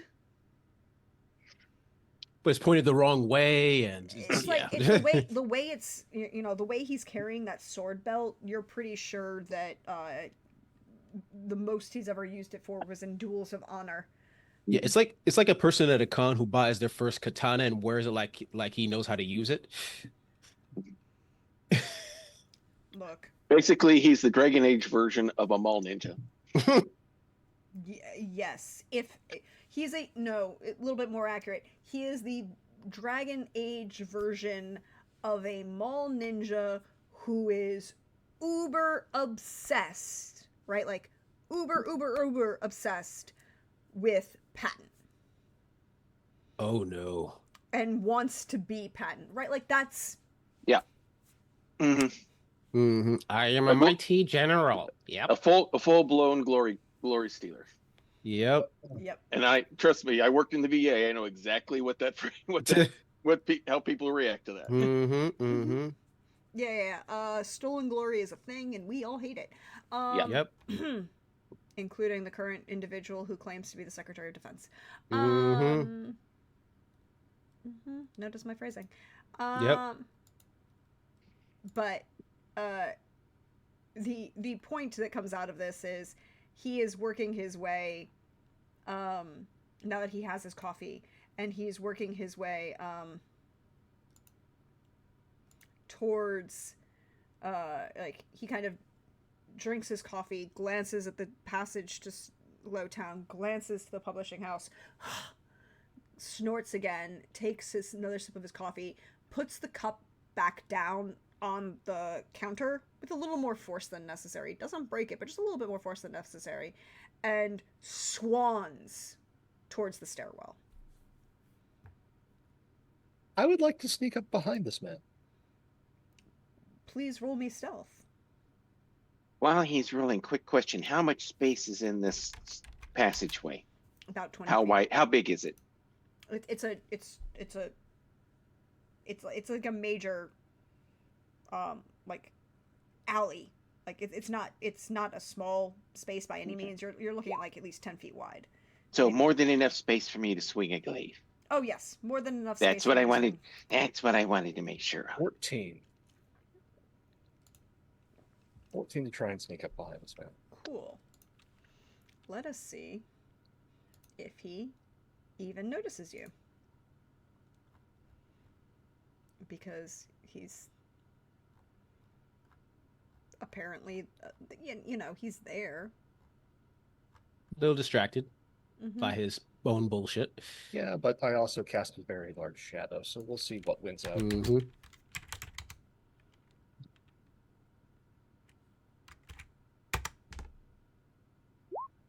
No, he notices, but he notices fuck all. Okay. Okay. As he gets to the top of the stairs, I want to kick him down the stairs. Oh, nice. I'm just gonna need you to make that roll. He doesn't know you're there. You can do it. It's just I making a strength might, because that's what exactly. makes sense to me. 12. Yes. His nominal defense is a 10, right? Like, he is going to get kicked down the stairs. Navarre. As soon as he's within range. He's rolling kind of down the stairs towards you. Okay, we'll just I'll just pretend like I'm playing golf with my glaive then as he rolls towards me. Mhm. Go ahead and make that attack roll. You need to beat at 10.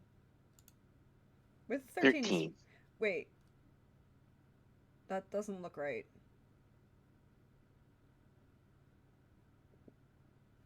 Hold on.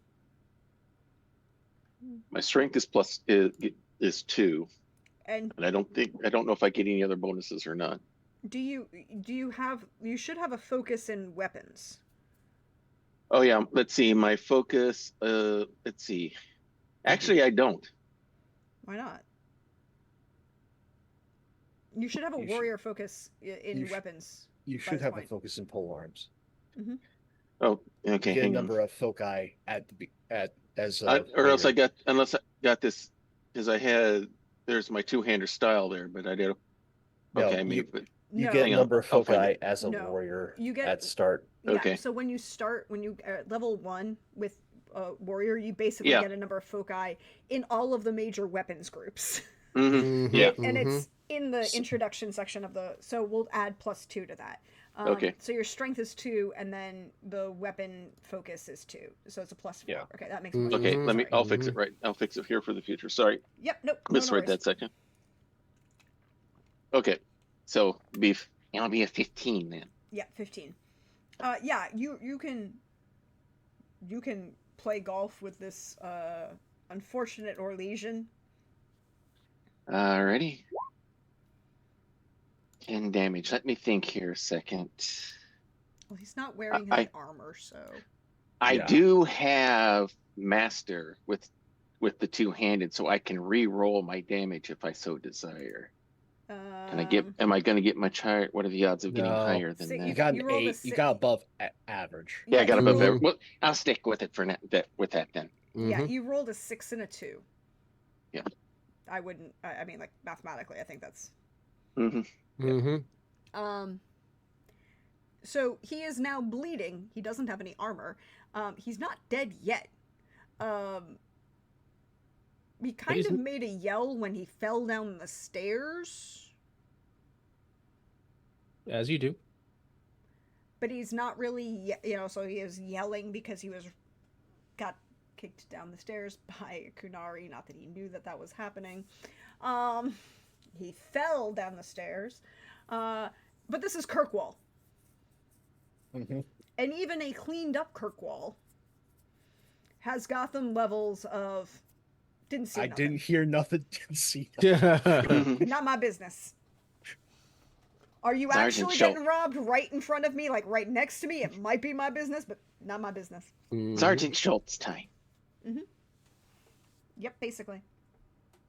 So Asala, are you doing anything, or are you staying at the top of the stairs?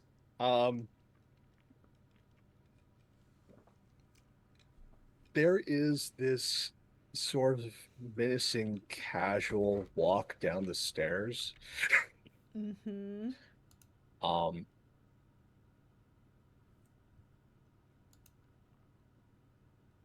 I'm not going to lie. I'm going to enjoy this. As free action, I can just produce flames since I have primal initiate. Yep, there you go.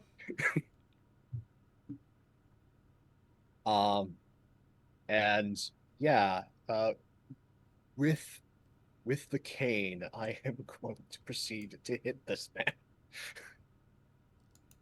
Okay. Make the attack roll.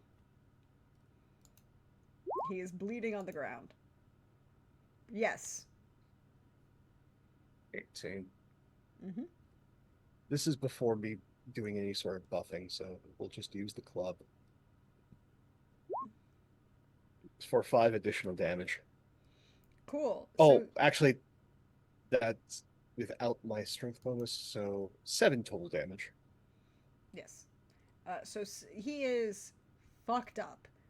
He is still kind of bleeding, not a lot, and he's trying to stand up. It's not I will really fix working. that. I will fix his attempt to stand up. Okay. Go ahead and make the attack. Yes. Okay. Allow me. Please do. So,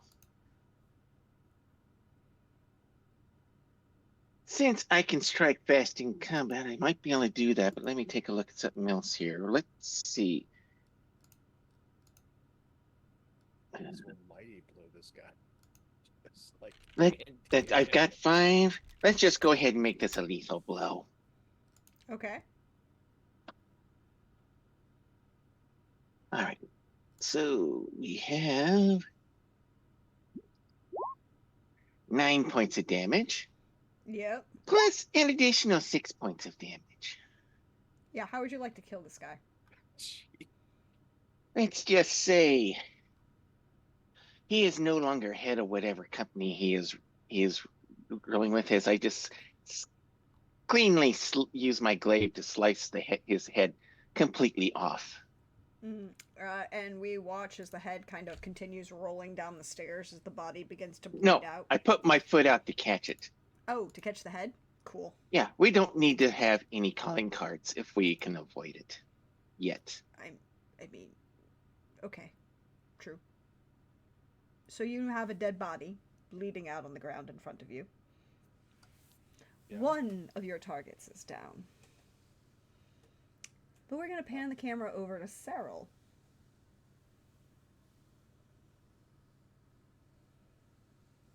Who's muted. Hi. Yes, I am here. It's been about 40 minutes. He hasn't come out of the building. I am going to just casually walk inside.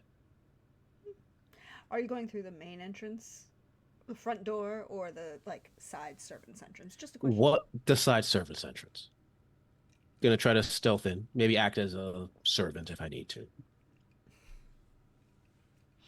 Go ahead and roll me that stealth, please. I'm sure this is gonna go great. Because there's no way for me to fail. I'm perfect in every way. Bam. 15. You're good enough. Yep. Again, you look like an elf.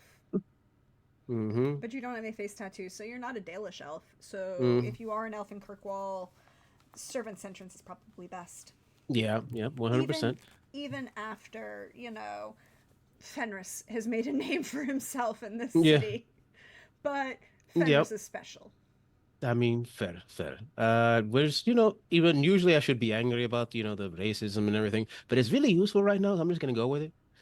Mm-hmm. So you can come in this right-hand side entrance. Yep.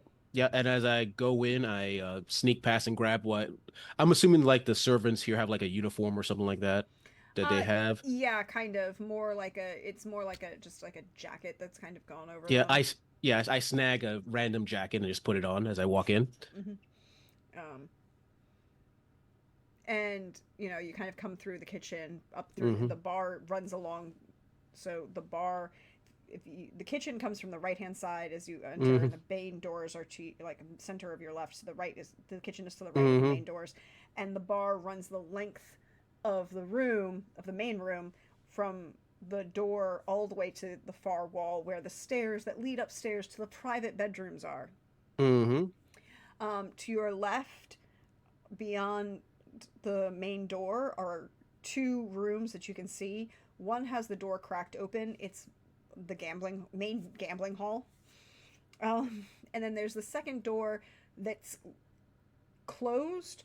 There's a large Kunari standing there. Mm-hmm.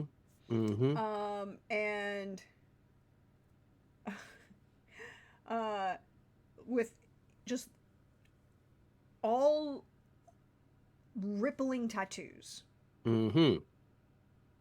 And a vest kind of matching the jackets you're wearing, but picture the very old animation style of someone who is the bouncer at a club who's ripped the arms off of the formal jacket.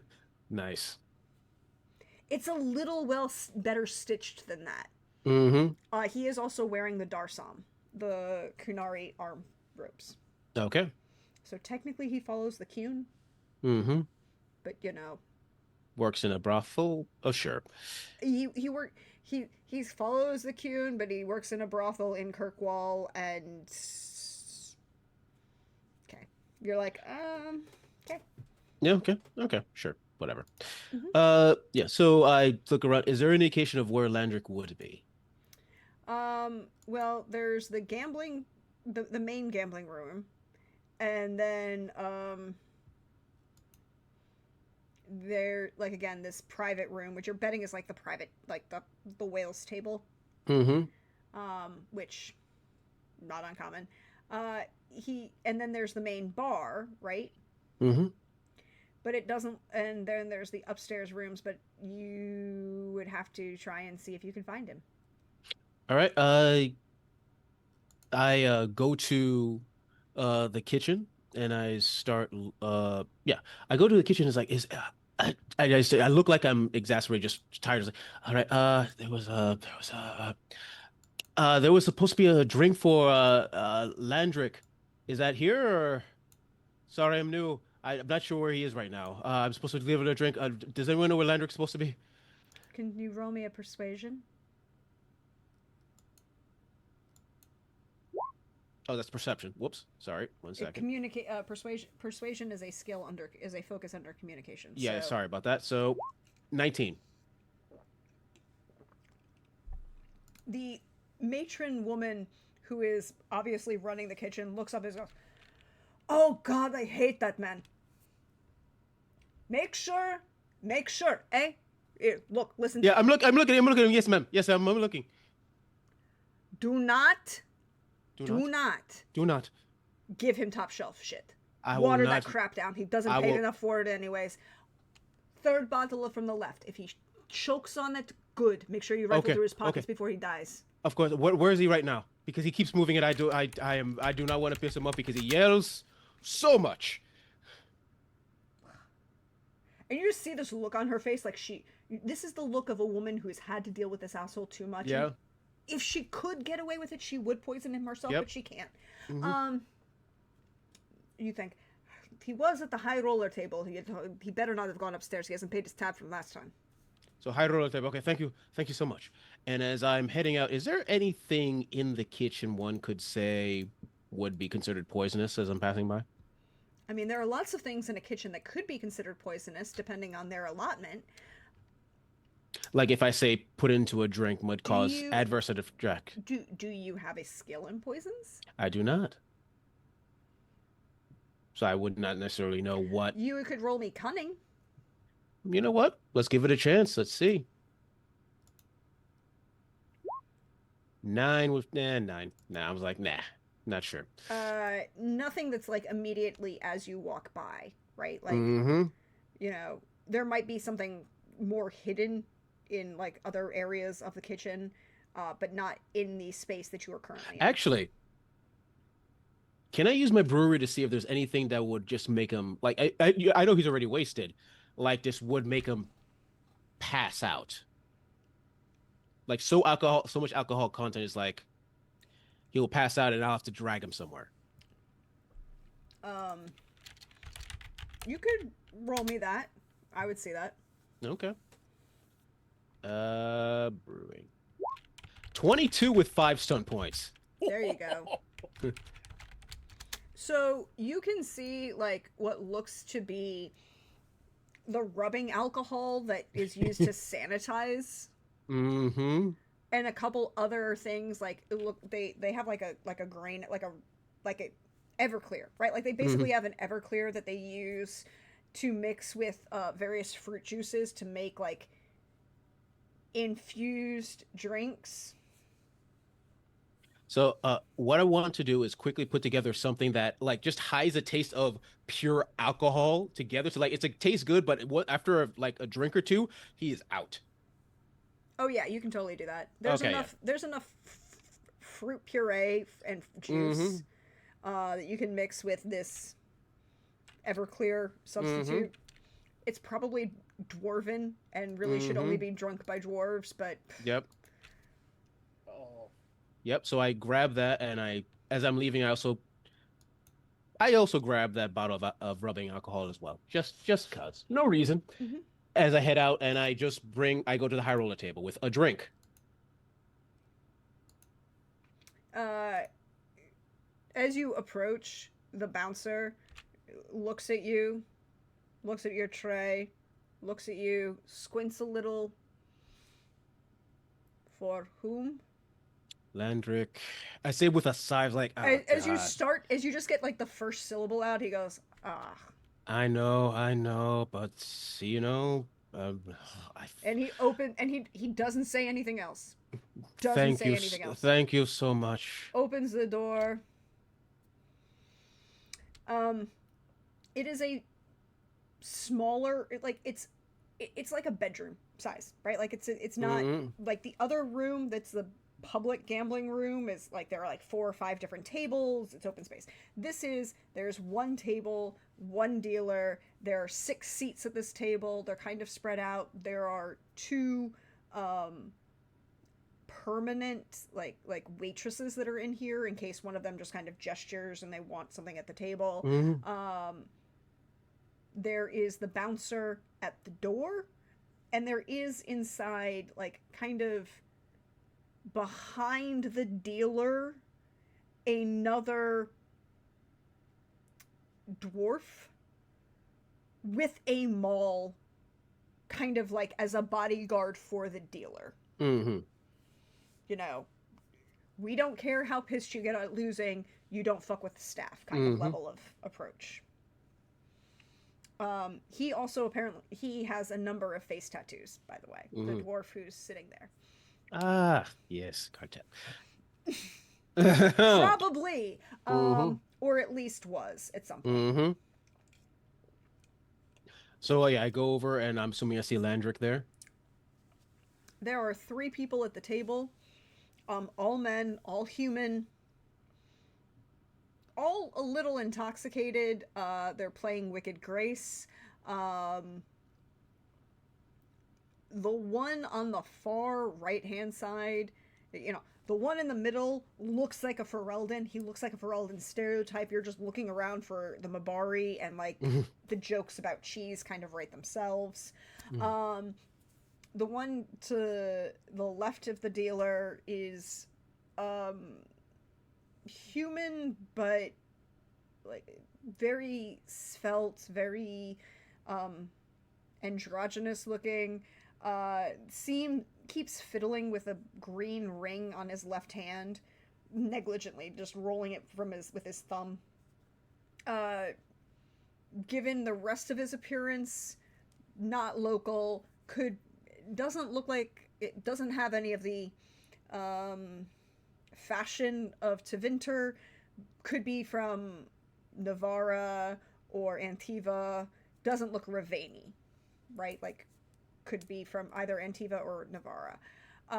And the guy on the far right-hand side has a mask that's sitting next to him and got dark hair, dark eyes, with a very aquiline nose. Just kind of makes you want to punch him in the face. Okay. You know those kind of assholes that you're like, oh yeah, you need your nose broken. 100%. I walk up to Sir Landrick from the Mädchen, and I offer him the drink. Ah, good. I've been waiting for so. It is indeed a pleasure. And he takes it, and you can feel his assessment on you, and then, like, everything below the neck, he's, like, relatively positive, and then he gets to your ears, and he's like, oh, never mind. Gonna kill him. So hard. I'm glad I'm giving you people that you can kill without joy and vigor. Yep. He takes the drink and just kind of turns back to the Fereld and is like, so, your deal, your raise, and then negligently, not even paying attention to you anymore, starts to take a drink. Mm-hmm. And then let's see how his constitution is. Mm-hmm.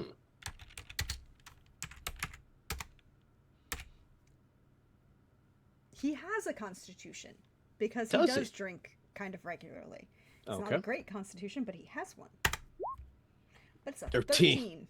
13.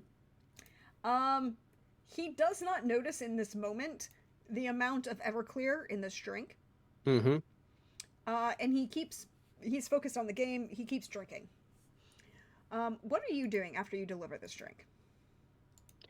I am actually sitting back, and I'm sitting back uh next to one of the waitresses there that are heading back, like, and I turned to her as like, because of what he ordered, I'm supposed to be here in case he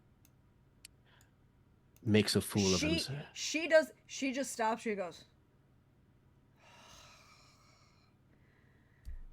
he didn't pay his tab again, did he? No. Let's just say he is going to feel unlucky and I'll drag him away. Give it a little time. And you just see this look on her face where she went from like hospitality look to, oh, could I just punch him in the lower kidney and make him throw up faster? Like that shift immediately. And then like, no, back to being. Yep. If I get a chance, I'll let you get a punch him. He will remember. No, I don't want to break a nail. Oh, it's true. It's not worth a nail. And I'm gonna stand there waiting for the Everclear to do its job. Let's see. He's going to lose. I'm reducing his constitution with each round as he continues to drink. He is pretty damn good at Wicked Grace, by the way. Mm-hmm. But with a 9, at the end of this hand, by the time he's like halfway done with the drink, he's visibly weaving. Mm-hmm. And he goes, I'll be back. I need to pee. Mm-hmm. And then he puts the drink down and weaves and then puts his hand trying like slapping a couple times to pick up the mask and like puts it on his face. Mm-hmm. And then starts to visibly stagger out towards the door. And as he goes, I'm like, better make sure he doesn't throw up on anything. And I follow him out. As you get to the door to like follow him out and you come out, the bouncer at the door kind of was looking around and then kind of makes eye contact with you, and you see like the wheels in his head go, you're responsible for making sure this customer doesn't cause a problem in his intoxicated state. I can stay at my job, my post, and not have to leave it. Right? Like, and I gave him the nod of like, yeah, I get it. I'm going to follow him, make sure he doesn't do anything. Good job on you. I'm fucking dick, right? With just a glance, I say all that. Yeah.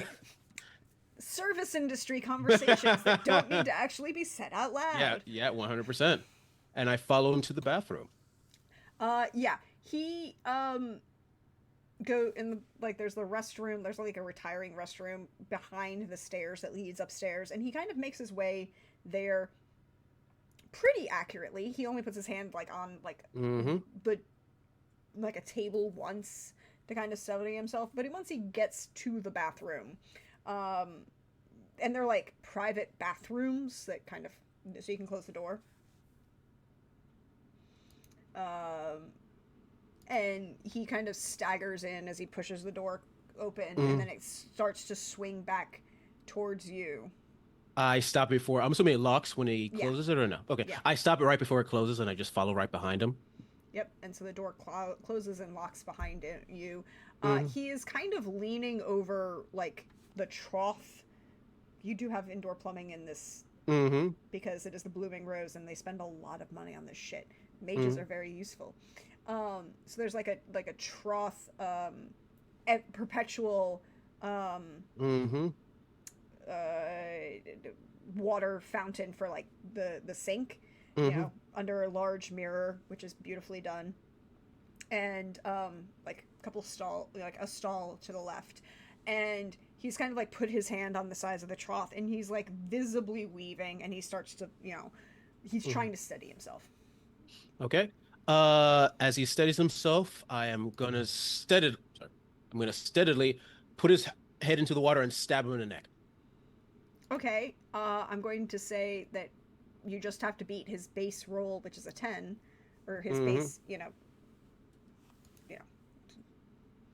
So you What am need I to make rolling an to? attack. Whatever kind of attack you want to make. Okay, yeah. I'm gonna do with my. Oh, and can I consider this a backstab because he's drunk as fuck? Yes. Okay, that is a 20 with 3 stunt points, Yeah, you needed to which beat a is 10. okay. Yeah. All right. So and it's combat. So let's do.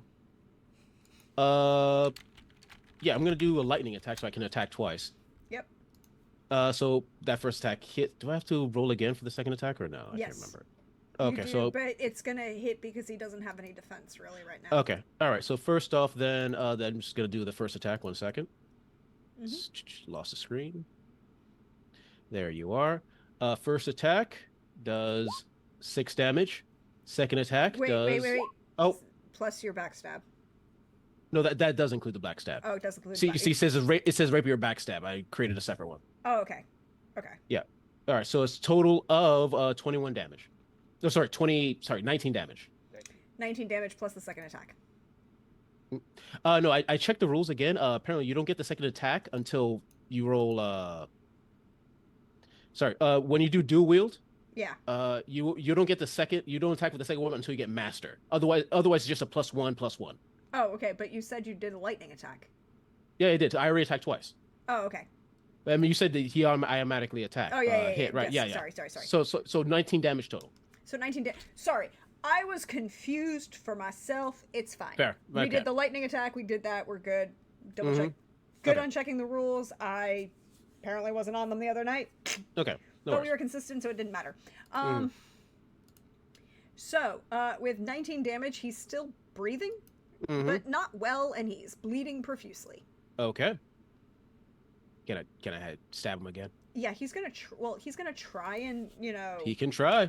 he's not going to do well because he's Mhm. intoxicated and bleeding, so he's got a Mhm. penalty. A 10 hit you? I Is he just mean, gonna try and come around and punch you in the head? I easily put my head away from that lazy ass, slow ass punch. Yeah, basically. Mm-hmm. And I'm gonna attack him again. Yep. 1 second. I'm assuming backstep still applies. Yes, because he can't hit shit. 23 with 6 stunt points. Kill this man.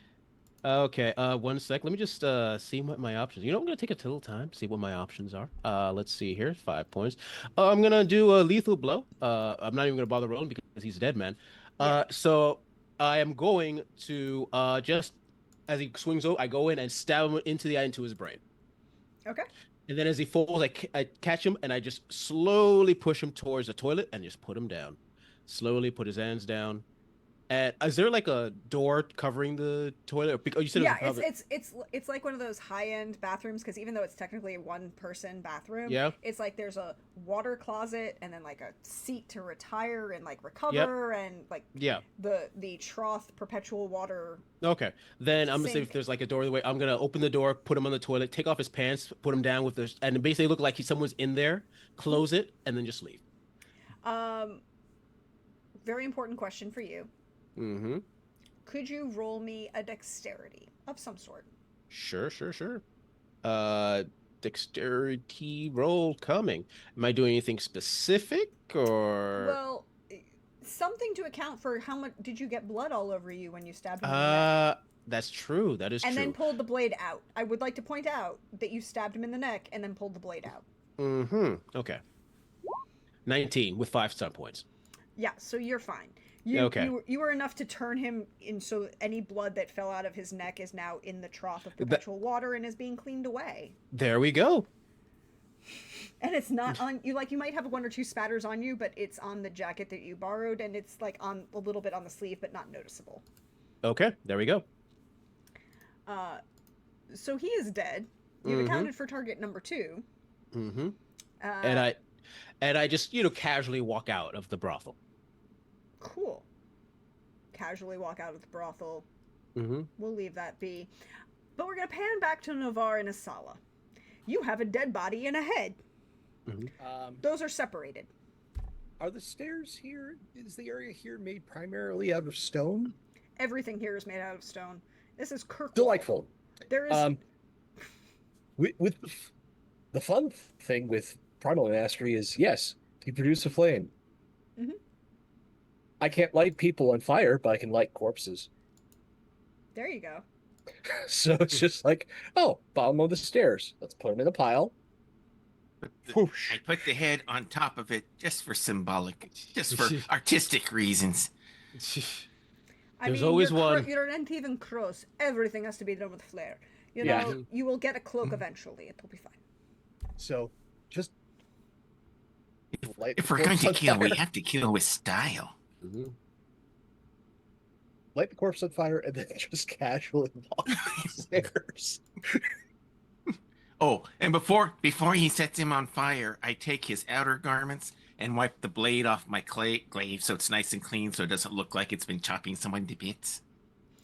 Fair. Cleanup is important, you know. So you saunter your way Must be back. stylish, but neat at the same time. Very true. Sauntering your way back up the stairs. Mhm. What are you going to do next, gentlemen? I guess we head over and find Teresa. Second verse, same as the first.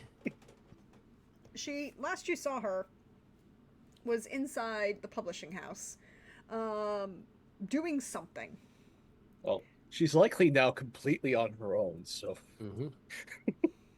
like Possibly. You don't know of anybody else in the building. You hadn't seen them. So how would you like to do this? What are you doing, gentlemen? Give me information. just quietly. Look, this is like a casual stroll between two friends, just making our way to the publishing house.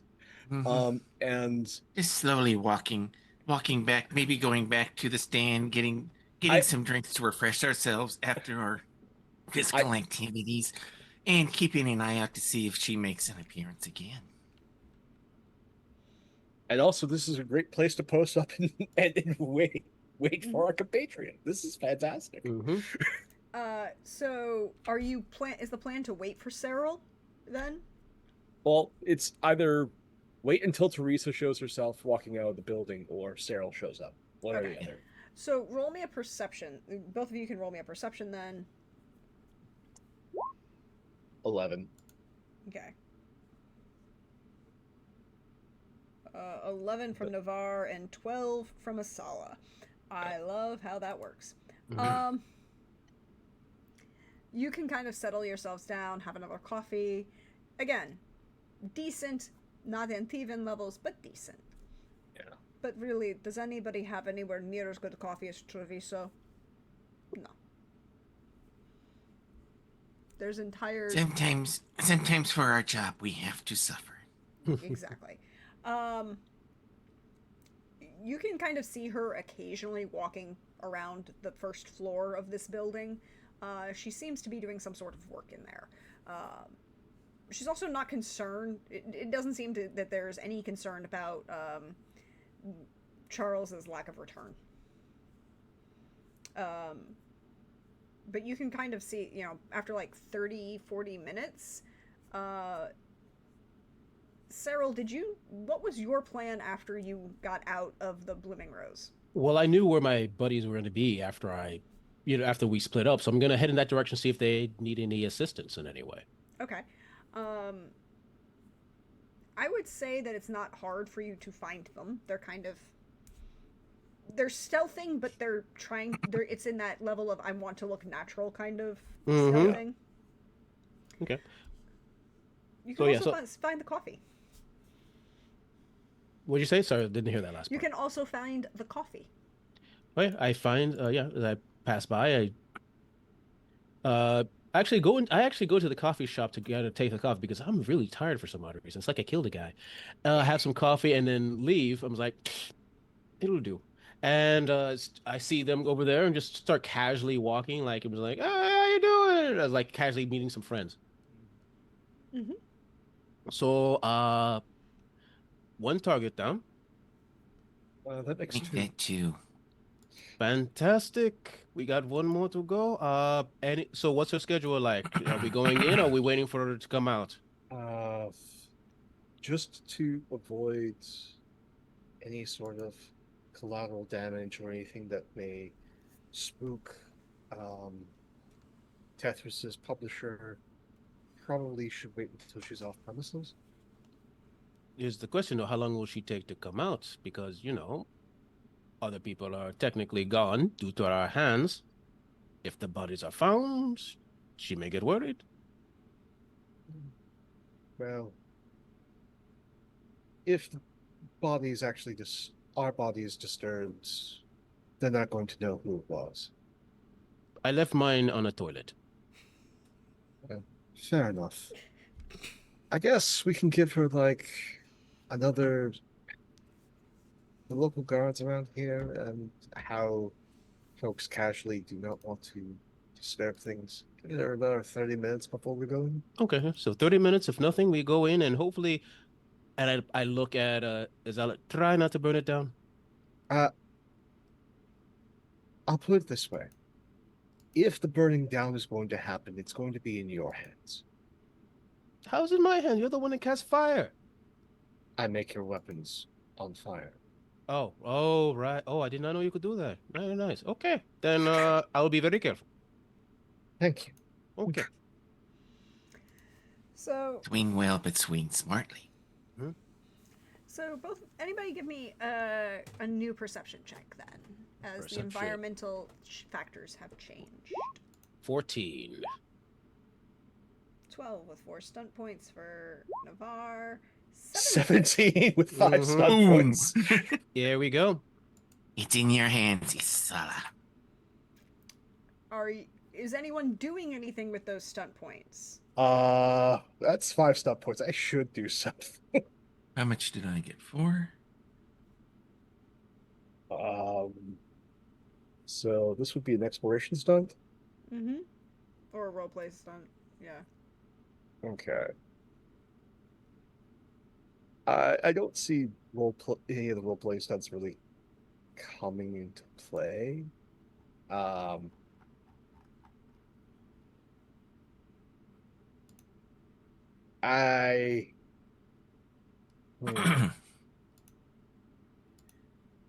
If you don't have one yet, I got I'm an going to idea, use but go ahead. I'm going to use resources at hand. Mm-hmm. And gain a temporary focus. Mm-hmm. I need to shop for that. I think it's likely another perception focus because I'm very bad at that. So let's make that actually. If we're going to be creeping up on her, let's make that hearing Okay. for when we get closer. Okay. And so you're going to add a focus on hearing. Yeah. Then Navarre, are you doing anything? Yes, I would like to do a That Makes Me Wonder. Mm-hmm. I want to take a closer look at the building to see if I can see any signs that maybe one of the windows there is maybe a lodging room or all that, where the person might be staying inside there instead of going out to a place of lodging. In other words, she may never leave because she sleeps inside the building. Sure. You can make that roll. Investigation if you want. Or cunning, sorry. Or whichever one you want to do. Perception works too. With 15. So, as you watch her moving around this first floor, with a 15, you're going to, in the secondary, makes me wonder that will lead to this. The 17 that Isala got the first time would answer this question too. Her pattern is too regular. Okay. It's like 10 minutes in this room, gets up, walks across through the windows to the room on the far side, sits down, pulls out papers, spends 5 minutes there, gets back up, goes back to the first room. It's a set pattern. We've been spotted. Hmm? This all just says we've been spotted. That's an option. There is with the I would like to make a magic test to see if this is a programmed illusion. yes, that's also a possibility. Like Mhm. I was going to give you those two options and that you figure out what the answer what you Mhm. wanted to do with 19. Yeah, 19 with 6 stud points. Yeah. Yeah, with a 19, yeah, there's magic being in this room or in this likely some sort of illusion. We've been fooled by an illusion. I don't even know if she's still there. I mean, did you see her go inside previously? We caught her and our primary target fighting, but we took our eyes off of her to make certain he was dealt with. She We may saw have her. throw up the glamour while we were dealing with her. So there's two options. Maybe she left and left that glamour, or she's still inside but left the glamour so that no one knows what she's actually doing inside. Very good Either- possibilities either way. Mm-hmm. Either way, we need to go in. Very well. Is there like a back entrance to the publishing house? I don't think we should go through the front door. You don't think you can really get to it, right? Hightown is full of lots of things, and one of them is because, again, all stonework up here and creepy. Lots of things in Kirkwall are creepy because it was made its money in the period when it belonged to Tevinter before it was a free marches as a major slave market. It's creepy as hell. As you do. Yep. But the Hightown, a lot of these houses that are both businesses or like manor houses are all row houses. They're like all connected across the front. It is possible that there is a back area, like a garden kind of like it's a bunch of brownstones, right? Right, I got like you. it's townhouses. And they're townhouses and they're all connected and they're all attached to each other. So finding the back way into this area, you don't think you can really do. Because you can't get there from here, chummy. Now, So- with that makes me wonder from Navarre could tell you that there is a broken window on the 4th floor. Broken window. Well, There might be a way up that way. so how good are you at climbing? You're As Antivan good as Crows. I Wait. You're all as good as Antivan I need Crows. to be. You're all Antivan Crows. I won't make you roll for climbing. I might make you roll for complicated actions while you're on the roofs, but Fair. My problem is I don't know how wide that window is. Don't worry, we can shove you in. Let's go. So, as casually as possible, I'm just picturing us walking over like it's Reservoir Dogs. could you just roll me stealth then? It's dexterity stealth, please. Yep. So that you can.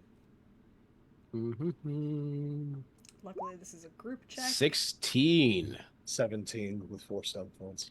Oh, thank God. 7 with 2 stunt points. Luckily, That it's are- a group check. I'm carrying a glaive. It's a little bit harder to sneak with a glaive. Mm-hmm. So you can kind of like go around to the end of the row and make your way up one of the trellises up to the roofs of the entire like street, and then work your way across the roofs down to the publishing house and that broken window in the 4th floor. As you kind of stealth your way through and making your way through, there's a moment when Navarre's glaive clicks on one of the stone tiles of the roof of the building next to the publishing house, but it just, at the same time, there's a like squirrel that chitters. Probably most people would expect that to be like the squirrel rather than anything else. It's kind of like if anyone heard it, was assumed to be animal life. The window that Navarre noticed is a large circular window in the center of the pitched roof of the attic. Wide enough for Asala to get through. But now you're in the 4th floor of this building. What would you all like to do? What's going on? So, Tell me. question: what floor did we see her with that floor. illusion doing? First floor. Okay, she's probably maybe not on the first floor. Well, I guess we got to take a look around, find out where her main floor, like main room, would be. So where should we Sweep go? Floor by floor to listen quietly. We will Listen, stealth and listen to see if we can hear anything. go. Let's go. So Asala, you can use that focus in hearing for perception now. I consider this still part of the same scene, so. So we'll add 2 to this. That makes it an 11. Nice. You don't hear anything from like the attic door that leads down. Okay. There's an actual door, you know, it's a pitched roof attic. There's a number of chests and trunks. Most of this looks like it hasn't been touched in years, if not decades. The layers of dust in here would, you know. Yeah. Mm-hmm. It's an attic. Yeah. As you open the door, you don't hear anything on the floor below you, or really coming from anywhere. It's not hearing anything. And So, just try and quietly make our way down. yeah. What time of the day are we at this point? Probably close to like 4 o'clock. Okay. So not dusk yet. We've got a little bit of time. Still within business hours. They wouldn't be conked out sleeping somewhere necessarily. No. Okay, good. That's what I wanted to make sure of. Definitely still within business hours. Right. So quietly make our way down. Or at least I'm trying Keep going. to. 20. 20. Is anybody going with Asala as they make? Yeah, I'm going down. 18. 13 plus with 3 stunt. Good job, gentlemen. You make your way down to the 3rd floor. You see there that there are a number of bedrooms around a balcony that looks down onto what is like the common like living quarters of perhaps of this house.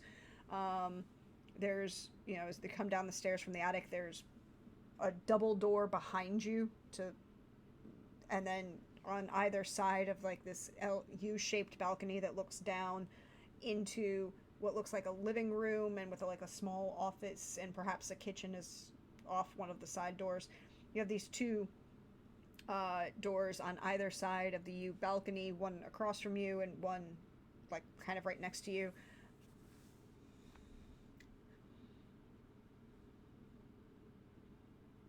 This is the worst part. We're going to quietly clear each room. Let's do that. We're gonna have to, yeah. Yeah. What is the plan? So it is just, again, one of us ready to open the door, one of us ready to go in, and another person looking out and listening in case there's any movement elsewhere.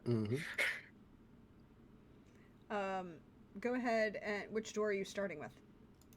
Probably the one closest to us. Okay, so one of the single doors into. It's unlocked. I would figure. I would hope. Huh? I would figure. I would hope. Yeah. They're not. You know, you never know. They could be locking their doors inside in their own home. Who knows? They're a legion, but like I didn't think they were that paranoid. Probably not. So as you like open the door, it's a bedroom, well appointed, but the bed is a mess. There are a couple bottles on the floor. A sword belt is kind of thrown negligently in one of the side chairs, but nobody's in here. Next room. Does it look like the sword that the Mr. Jacquard was carrying? similar in make and design, but not the same one. Okay, I was just curious. Maybe we just discovered where his room was. Okay.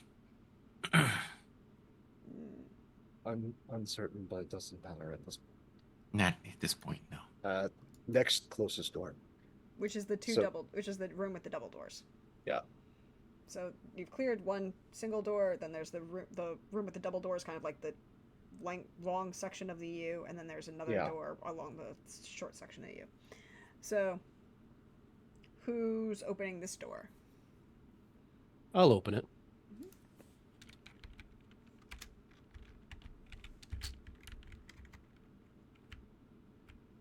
Okay.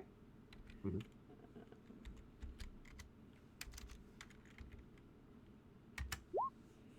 I have a very important question for you, sir.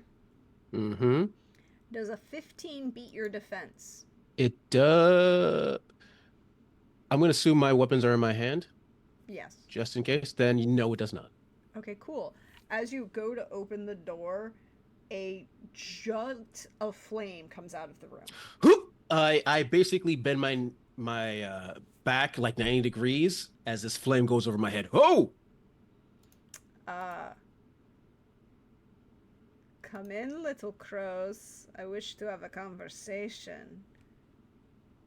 Maybe you can start a conversation without fire next time. Oh no, fire is fun. Oh, you're gonna be that type of bitch. Okay, let's go. I need you to roll me initiative, please. All right, let's do it. 20. Okay, so It's Sorrel, her, Isala, and then And me. Novar. okay, Mhm. so Teresa. Teresa's in the Then, middle with me. uh, Well, first No, it's Sorrel. I mean, That's first is me. I'm because gonna. It's fine. I'm going to add the numbers in a second. I'm just making sure Okay. I add the. Okay, gotcha. Names. Look at it this way. I got my bad roll out of the way now. Yep. Okay. 1, 2, 3. All right. So that is a 16. Cyril has a 20. Mm-hmm. Isala has a 14. Mhm. And Navarre has a 7. Mm-hmm. Cool. Cyril, as you open the, as the door is still cracked, you can see into this room. There's a large 4-poster bed with a canopy kind of dominating the center of the room against the window. There are a number of chairs that you can kind of see around, and with her back to one of the walls, with the back wall of the room, and there's like a side room that you're pretty sure is like the bathroom. Mm-hmm. Like a little water closet, is a woman that matches the description of what you were given for Teresa, holding a very large staff and a knife in her left hand. Did we mention that she was a mage? Was that part of the thing? No. Did we miss that part? No. That was Okay. They should really make better notes. Anyway, I charge her. Appears to be an omission in our notes. Yep. Omission or just, All right, so you're charging her. Yes. Go ahead and make a charge attack. Okay. You move for your minor action and then attack for your major. Okay. I'm gonna do that right now. Is charge different from a regular attack? I believe it is. No. Yeah, Okay. yes, it is. Well, It's major. Not for it. It's a major action, but it's not. You're not going to be able to use backstab. Okay. Then I'm just gonna hit her a lot with all the things. So yeah, I'm just gonna do a regular attack on her and charge. What bonus is charge giving me? Let me check the rules real quick. +1 to your attack roll. Okay, thank you. All right, so let's do whatever this is +1. 20. Yeah, you're good. You're gonna hit Okay. her. Then I'm going to do the stabby. Yep. So that is a 6 damage to her. Cool. She kind of like slightly parries with the knife in her offhand, and just so it skims along her sleeve, just cutting the sleeve. Mm-hmm. Unfortunately, that just doesn't get through her armor. Okay. That she's wearing. But it's her turn. Yes, it's her turn. But you're right there, dude. I'm here. Hello. And she's going to do a thing. Mm-hmm. Yeah. Where is it? Here. Nope. There we go. Doop. Come on. Okay. She's going to cast a spell at you. Will 14 beat your defense? No. Nope. Is she... You just see, like, the magic... she tried an arcane lance. It didn't work. Yep. I just stepped to the side like, you're going to try better than that. Indeed. Cool. It is... That was her turn. Isala. First, we are going to cast Spell Wisp. Mm-hmm. Make it with a 14. I'll use the 1 stunt point to reduce cost. And then I'm going to, like, not move into the room, but get sight of the room. Mm-hmm. And that'll be my movement. That's my turn. Cool. So that is your turn, Navar. Novar, with his minor action, will activate his Spirit Warrior mode, Mm-hmm. giving me +1 to my defense and +1 to magic tests to resist any spells that she does my way. And then, with my glaive in hand, I will charge. Charge away.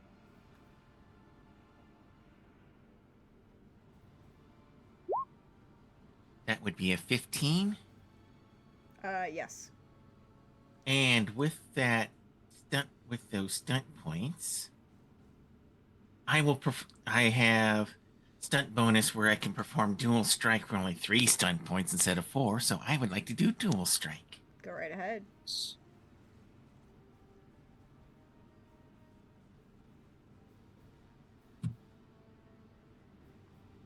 Question. Yes. It says here it's pick a secondary target. Can I make the secondary target the hand that she's holding the staff with? Yes, but I'm going to give you a slightly higher defense point than just our general fence. That's fair. So he'll take the other swing at that one. Mm-hmm. For 14. No, that's not gonna. And I don't get those 2 stunt points, right? Because the only ones I get is the initial roll. You Okay. only get the initial. Yeah. Okay. So The first the attack damage is- for the first one hits for 12 damage. a big chunk of that gets through her armor. Mhm. She's not happy about that. Fair. I Fair. can imagine she's not going to be. Cyril, your turn. Okay, first off, I am going to, let me see if I get this right, blah, blah, blah, bluff. Yeah, okay, so I'm going to bluff her to see if I can get a backstep in, so I'm going to deception versus her self-discipline, willpower self-discipline. So, 1 sec. So she has to be a 13. Mm.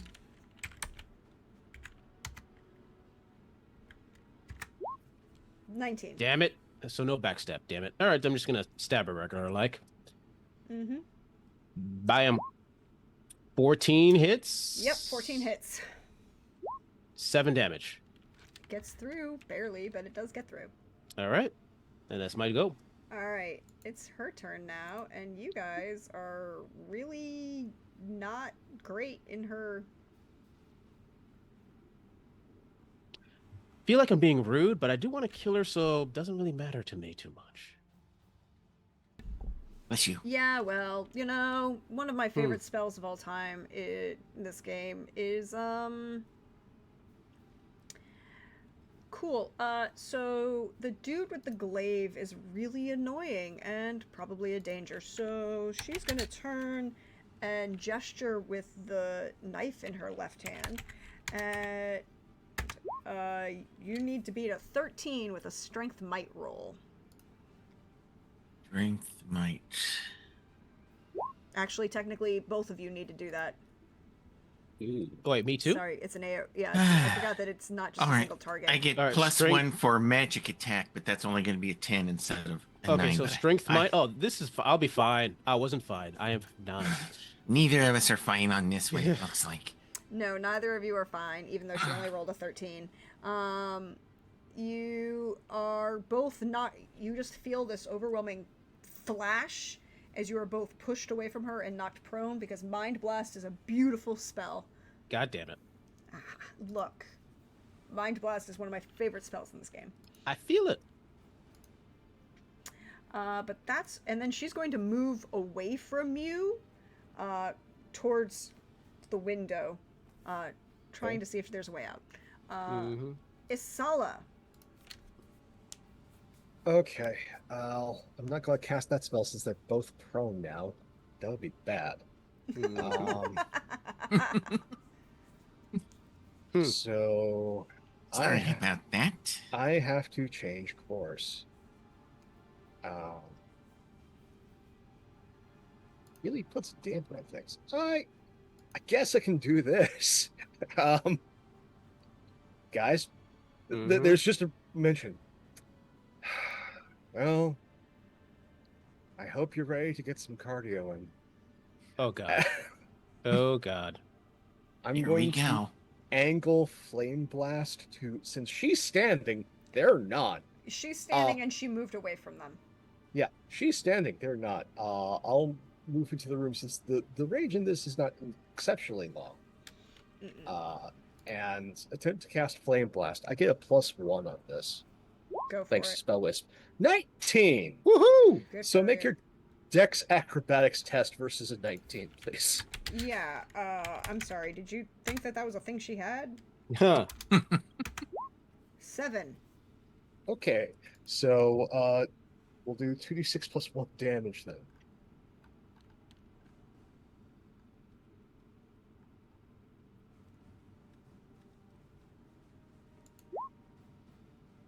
Slash. Oh. Sorry, the dyslexia is strong for that. It's No all worries. good. No worries. So for Yep. 12 fire damage. 12 fire Night. damage that she's just going to take most of. She Mhm. is singed. She does not look good. It is not a good day for her. And that's my turn. Novar, you are currently prone. All right, I guess I get back up again, and I will move forward to swing. Yep. If I can. You getting up from prone, I believe, is a minor action, and then movement is a minor action, so you don't have a major action to attack Okay. this round. If you were All right. if she was still there, you could get up and attack her, but because you have to All move right. towards Let her, me ask you this. I'm prone on the ground. How far away from me is she? you would have to move towards her. It's the other side. She moved to the other side of the room. I wouldn't be able to swing my glaive and catch her ankles or anything like. Okay. No, it's Head desk. just the room is just big enough that it's the master bedroom, right? Like it's Yeah. She got the No big problem. room. yeah, she did. She's the mage. Hey, it was an idea. So It was a very good idea. It was a very good idea. All right, so I'll get myself up on my feet and be ready to go. I mean, like you Add can it on move the up next to one. her, but you Yeah, can't I attack. I will. If anything, I'll be the Yeah. brick wall against the other for the other two then.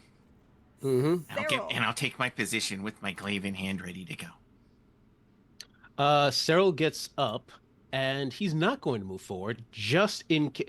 Question: Does switching weapons considered a minor action? Yes, that is yes. readying So, a yeah. weapon. That's readying readying a a weapon. weapon. Yeah. Okay, and it was a minor action to get back up, or just a movement action? Well, movement is a minor. Movement is a Oh, minor yeah. action. Okay, then it was a movement to get back up. So I am going to stay where I am because if I move forward, I can't attack. And if she does another mind blast, I am probably back on the ground. So I'm waiting. Next turn, I'm going to do all the stabbies. Cool. All right. It is now her turn. You moved into the room, Asala. Just a bit. But more importantly, you moved into the room. Yeah, because I need to be able to hit her. I mean, fair. Fair. But that's... She gestures with the staff this time instead of with this blade, and just kind of pushes out with the staff. It has a very large, glowing black opal in the intricately designed. It is very ostentatious. Everything about this woman is ostentatious. Yeah. I need all three of you to make a Constitution stamina against. You have to beat a 16. Oh boy. I got a 16. I got a 15. 10. If you I was up close. I took the brunt of the damage. failed, I took the brunt of the damage. all three of you are knocked prone. That target number was Wait, is Wait, Zala got a? No, stop. Let me finish explaining. Sorry. All three of, even if you succeeded, you are knocked prone. Oh, if you okay. failed, you are knocked prone and you take damage. Ah. Because the Fist of the Maker is the most badass spell in the game. God damn it. Yeah. It's like, fuck you And on your Novar's knees. gonna take the fist of the maker right on the chin. Why it's do like, I keep? God you damn it! on the I always get knocked out when I get fisted. Not the first time I've gotten fisted, but this time I don't enjoy it. Oh, damn force mages. Force mages are fun, yo. Never and she mind, has Sarah, 5 I stunt don't- points, so she's going to add. She has Never 5 mind, Cyril. I don't want to know. Mm-hmm. Mm-hmm. You sort of like I took pictures.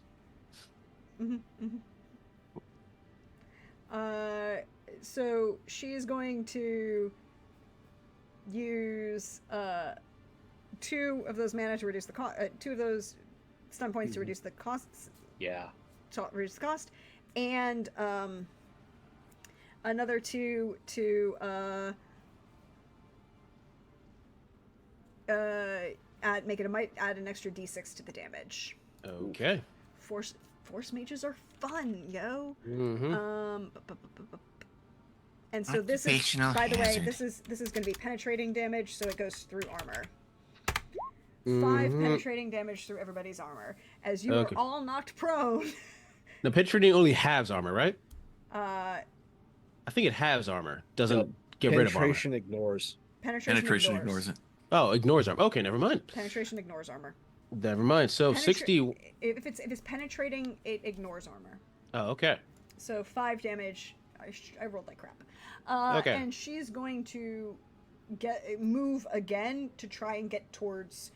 As she realizes the door, like she kind of, as a free action, looks at the window, realizes that she can't get there, so she's going to try and go around the bed to get to the other window. Okay. She's putting more space between the 2 of you. Isala, you're only knocked prone. Yeah. I'll get up. Really wanted to do things a different way, but no. Had to be a force mage. So we're casting Flame Blast again. I'm going to broil this woman. Fair. 19, 6 Yes. stunt points. Have fun. Jesus Christ. Have fun. Sizzle, sizzle, sizzle. Again, I'm a primal mage. Go primal. This has stealth stunts. Yeah, we're gonna fast cast. You have a lot of things you can do. Fast cast and mighty spell with this one. So let's roll the damage for the first bit. So that'll be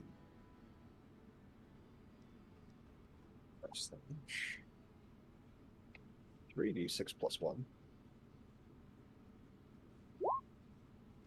/R.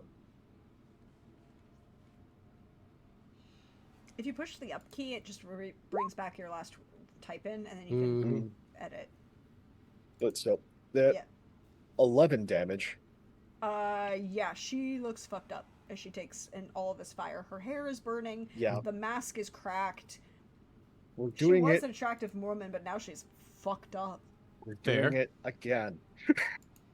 I see that. 23 with 6 stun hits. Jesus Christ. Can I cast 3 spells in a turn? I don't think you can. It's like, oh no, you can, because you've got new No, stuff points. it says I don't get any more stunt points for fast casting. So Okay, that's fair. Okay. No. Now reading it, no, I don't. I'm not. I'm good, but I'm not that good. It's specifically written into the stunt. Yes, that you cannot get additional stunt points, but for after fast cast. Mm-hmm. But still, damn. Takes an additional 8 fire damage. I mean, if you wanted, you could mighty spell the fast cast. Well, I already mighty spelled the first one, so. Yeah, but I'm saying with those additional 6 stun points, you can use those to mighty spell because that doesn't. Okay, well, sure, I'll do another mighty for d6. Mm-hmm. So the second spell will do a total of 13 damage. Jesus Christ. How would you like to flambe this woman? The first one does a standard, like, again, I like to think that I've hit her from behind both times, so like her back is just roasted. But this time, using the existing flame in the room, this just, like, think more we're going to make this biblical. Think turned into a pillar of salt, but turned into a pillar of ash. Oof.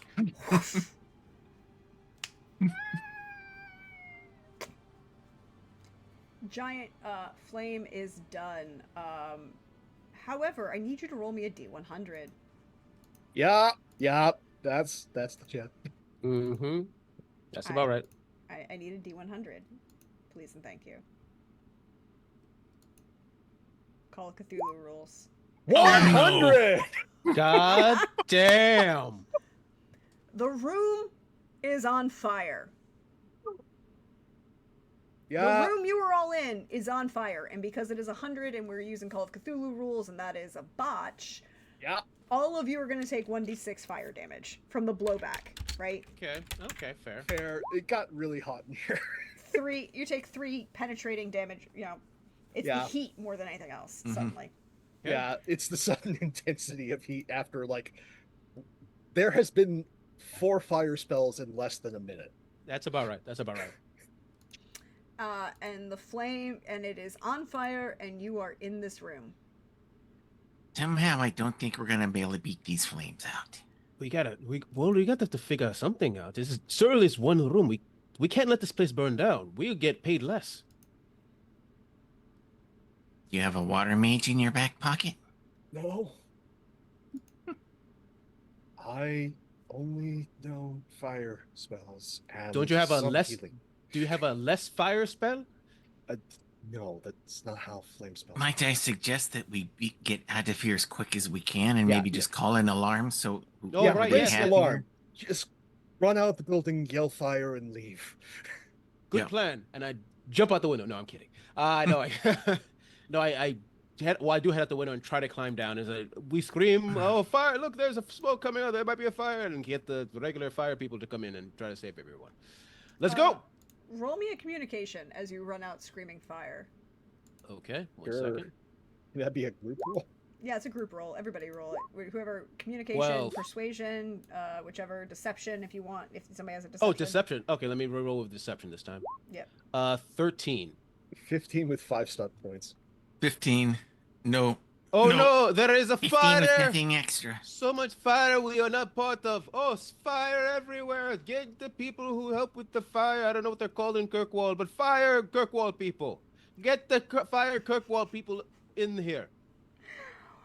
We will say for narrative's sake, because you did roll well enough as a group, that the laborers who are working on rebuilding the chantry hear the commotion, and will start forming a bucket line for the whatever like fountain is in the middle of this space. People kind of assume that the last time they saw all of you, you were all sitting in the cafe, so the assumption is like you saw the flames went up and must have tried to see if there was anybody you could help or something. That's kind of like the rumor that starts percolating, right? Like no one actually saw you leave the building. All of you or saw you enter the building, so it must have been like you saw the flames first and were calling for help, right? Like that's what the assumption kind of goes. Logical. You will be able to make your way out of the city. You will find the boat that has been left for you.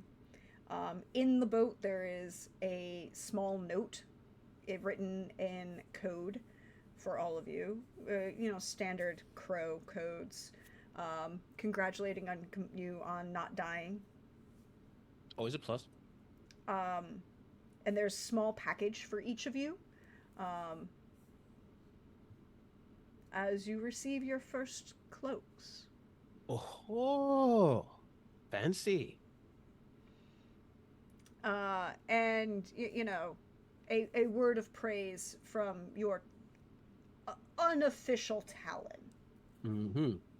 But really, and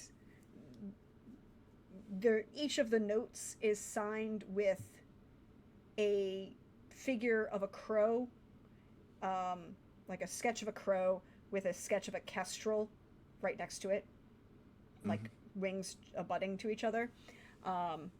And you make your way back to Antiva for some nice downtime before the next contract that you have to fulfill.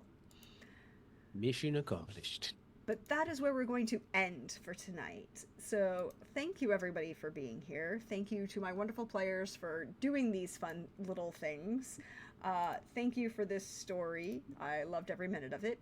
And we're going to go around, let you all chill and share some love and all of that good stuff. And I will do mine last. We'll go in reverse order. So this time, Hawkeye. All right, I'm Hawkeye, or Kentucky Hawkeye.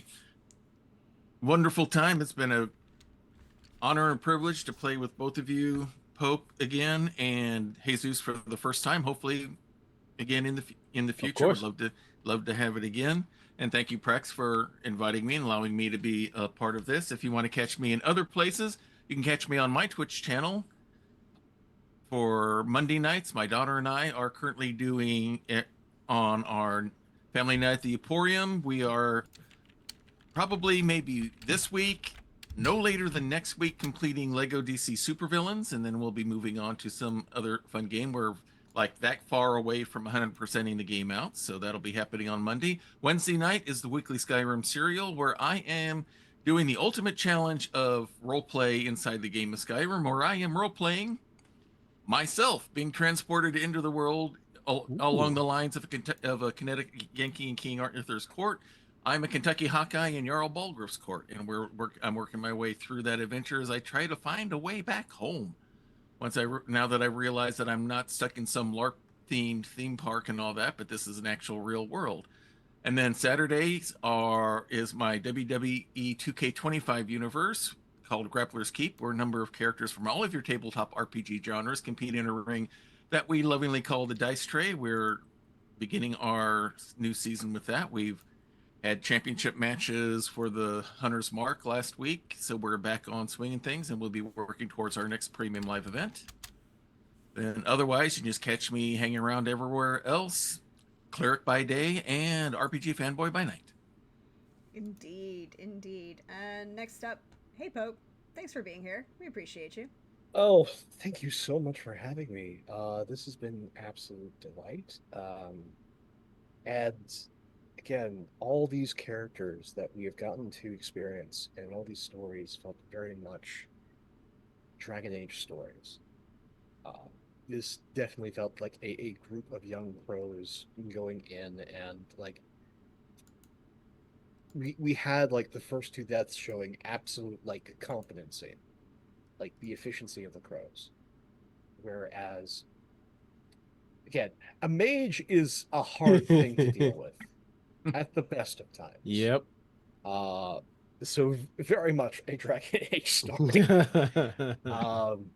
But between that and the Board Watch and the Great Wardens and the Shadow Dragons, this has been a delightful time spent in Thedas with three people who I absolutely enjoy just being around, let alone sharing stories with.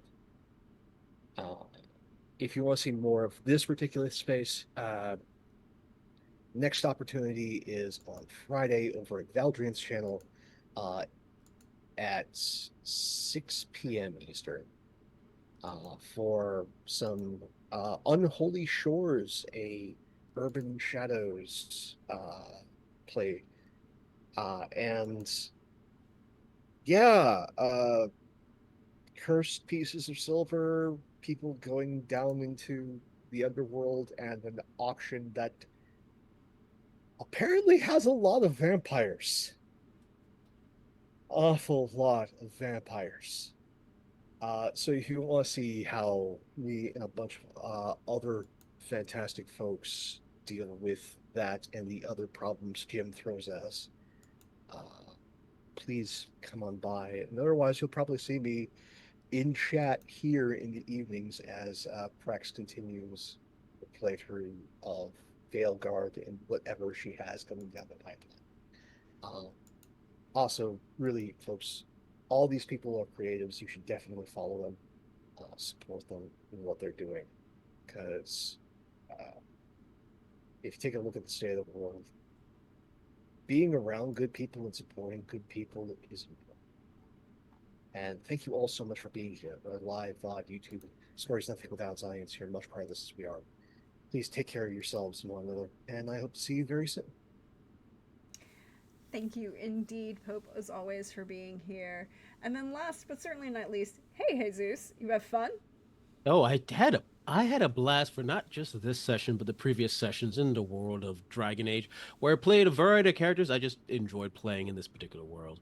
I also enjoyed playing with each and every one of you. Prax, thank you so much for inviting me to play in this particular game. I had a blast. Hopefully, you had a blast, and I was hopefully, not too silly for you guys. Uh, That said, though, if you want to find me, my name is Jesus, but you can find me as Arvandus and most things. I'm part of the Fanable podcast, where we've been playing a variety of different roleplay games for over 15 years because we're the type of nerds.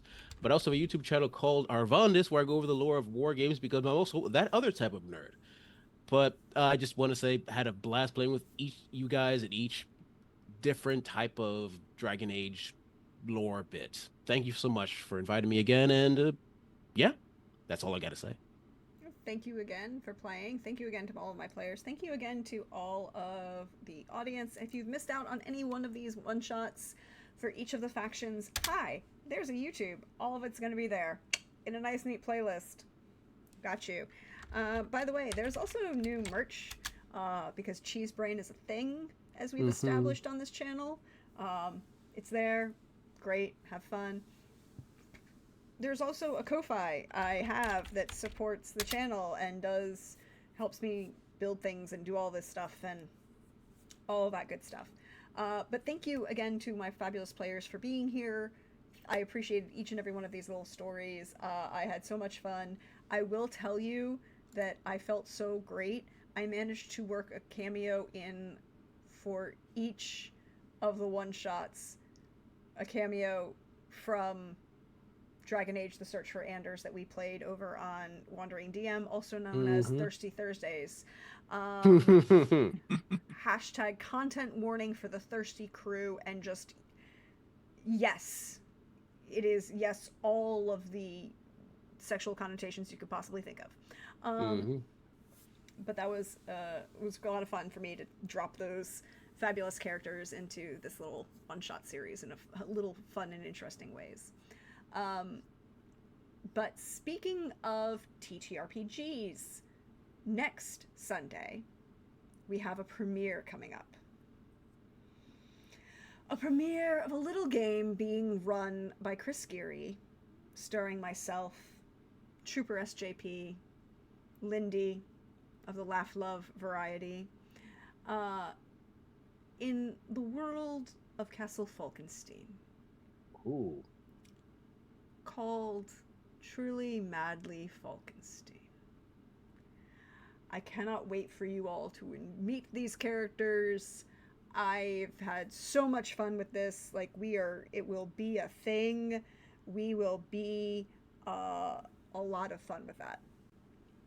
And then, but also, that's next Sunday. So be on the lookout for more announcements about that. There will be a character announcements probably in the next week on socials. Keep an eye out for that. Tomorrow, we're back with more finishing this last playthrough as a community rook playthrough of Dragon Age Veilguard.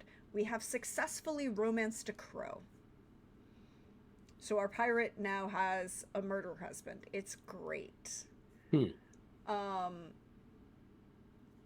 We're gonna there's a bunch of side questing and companion stuff we need to do, and then there's like, you know, the main story that we're going to get to, you know, because the world just sucks. But we're gonna continue that during the week, and then after we finish Veilguard, I have made my list of mods. I have made my design list of mods, and we'll do Inquisition. We are coming up on a run of Inquisition. It will be a lot of fun. I'm not ready to leave Thetis yet, but I think we can put Veilguard aside for a little bit. But look forward to seeing you all on Sunday. I look forward to seeing you all during the week if you want to come and hang out with the late night art and thirst crew. We have fun, and I rant occasionally about lore bits and why your faves are problematic in this game, which, you know, fair. Now we're going to go ahead and raid over to Cyberpunk Nation Uncensored. They're playing Vampire the Masquerade Second City, and we'll see you all next time, everybody. Bye-bye.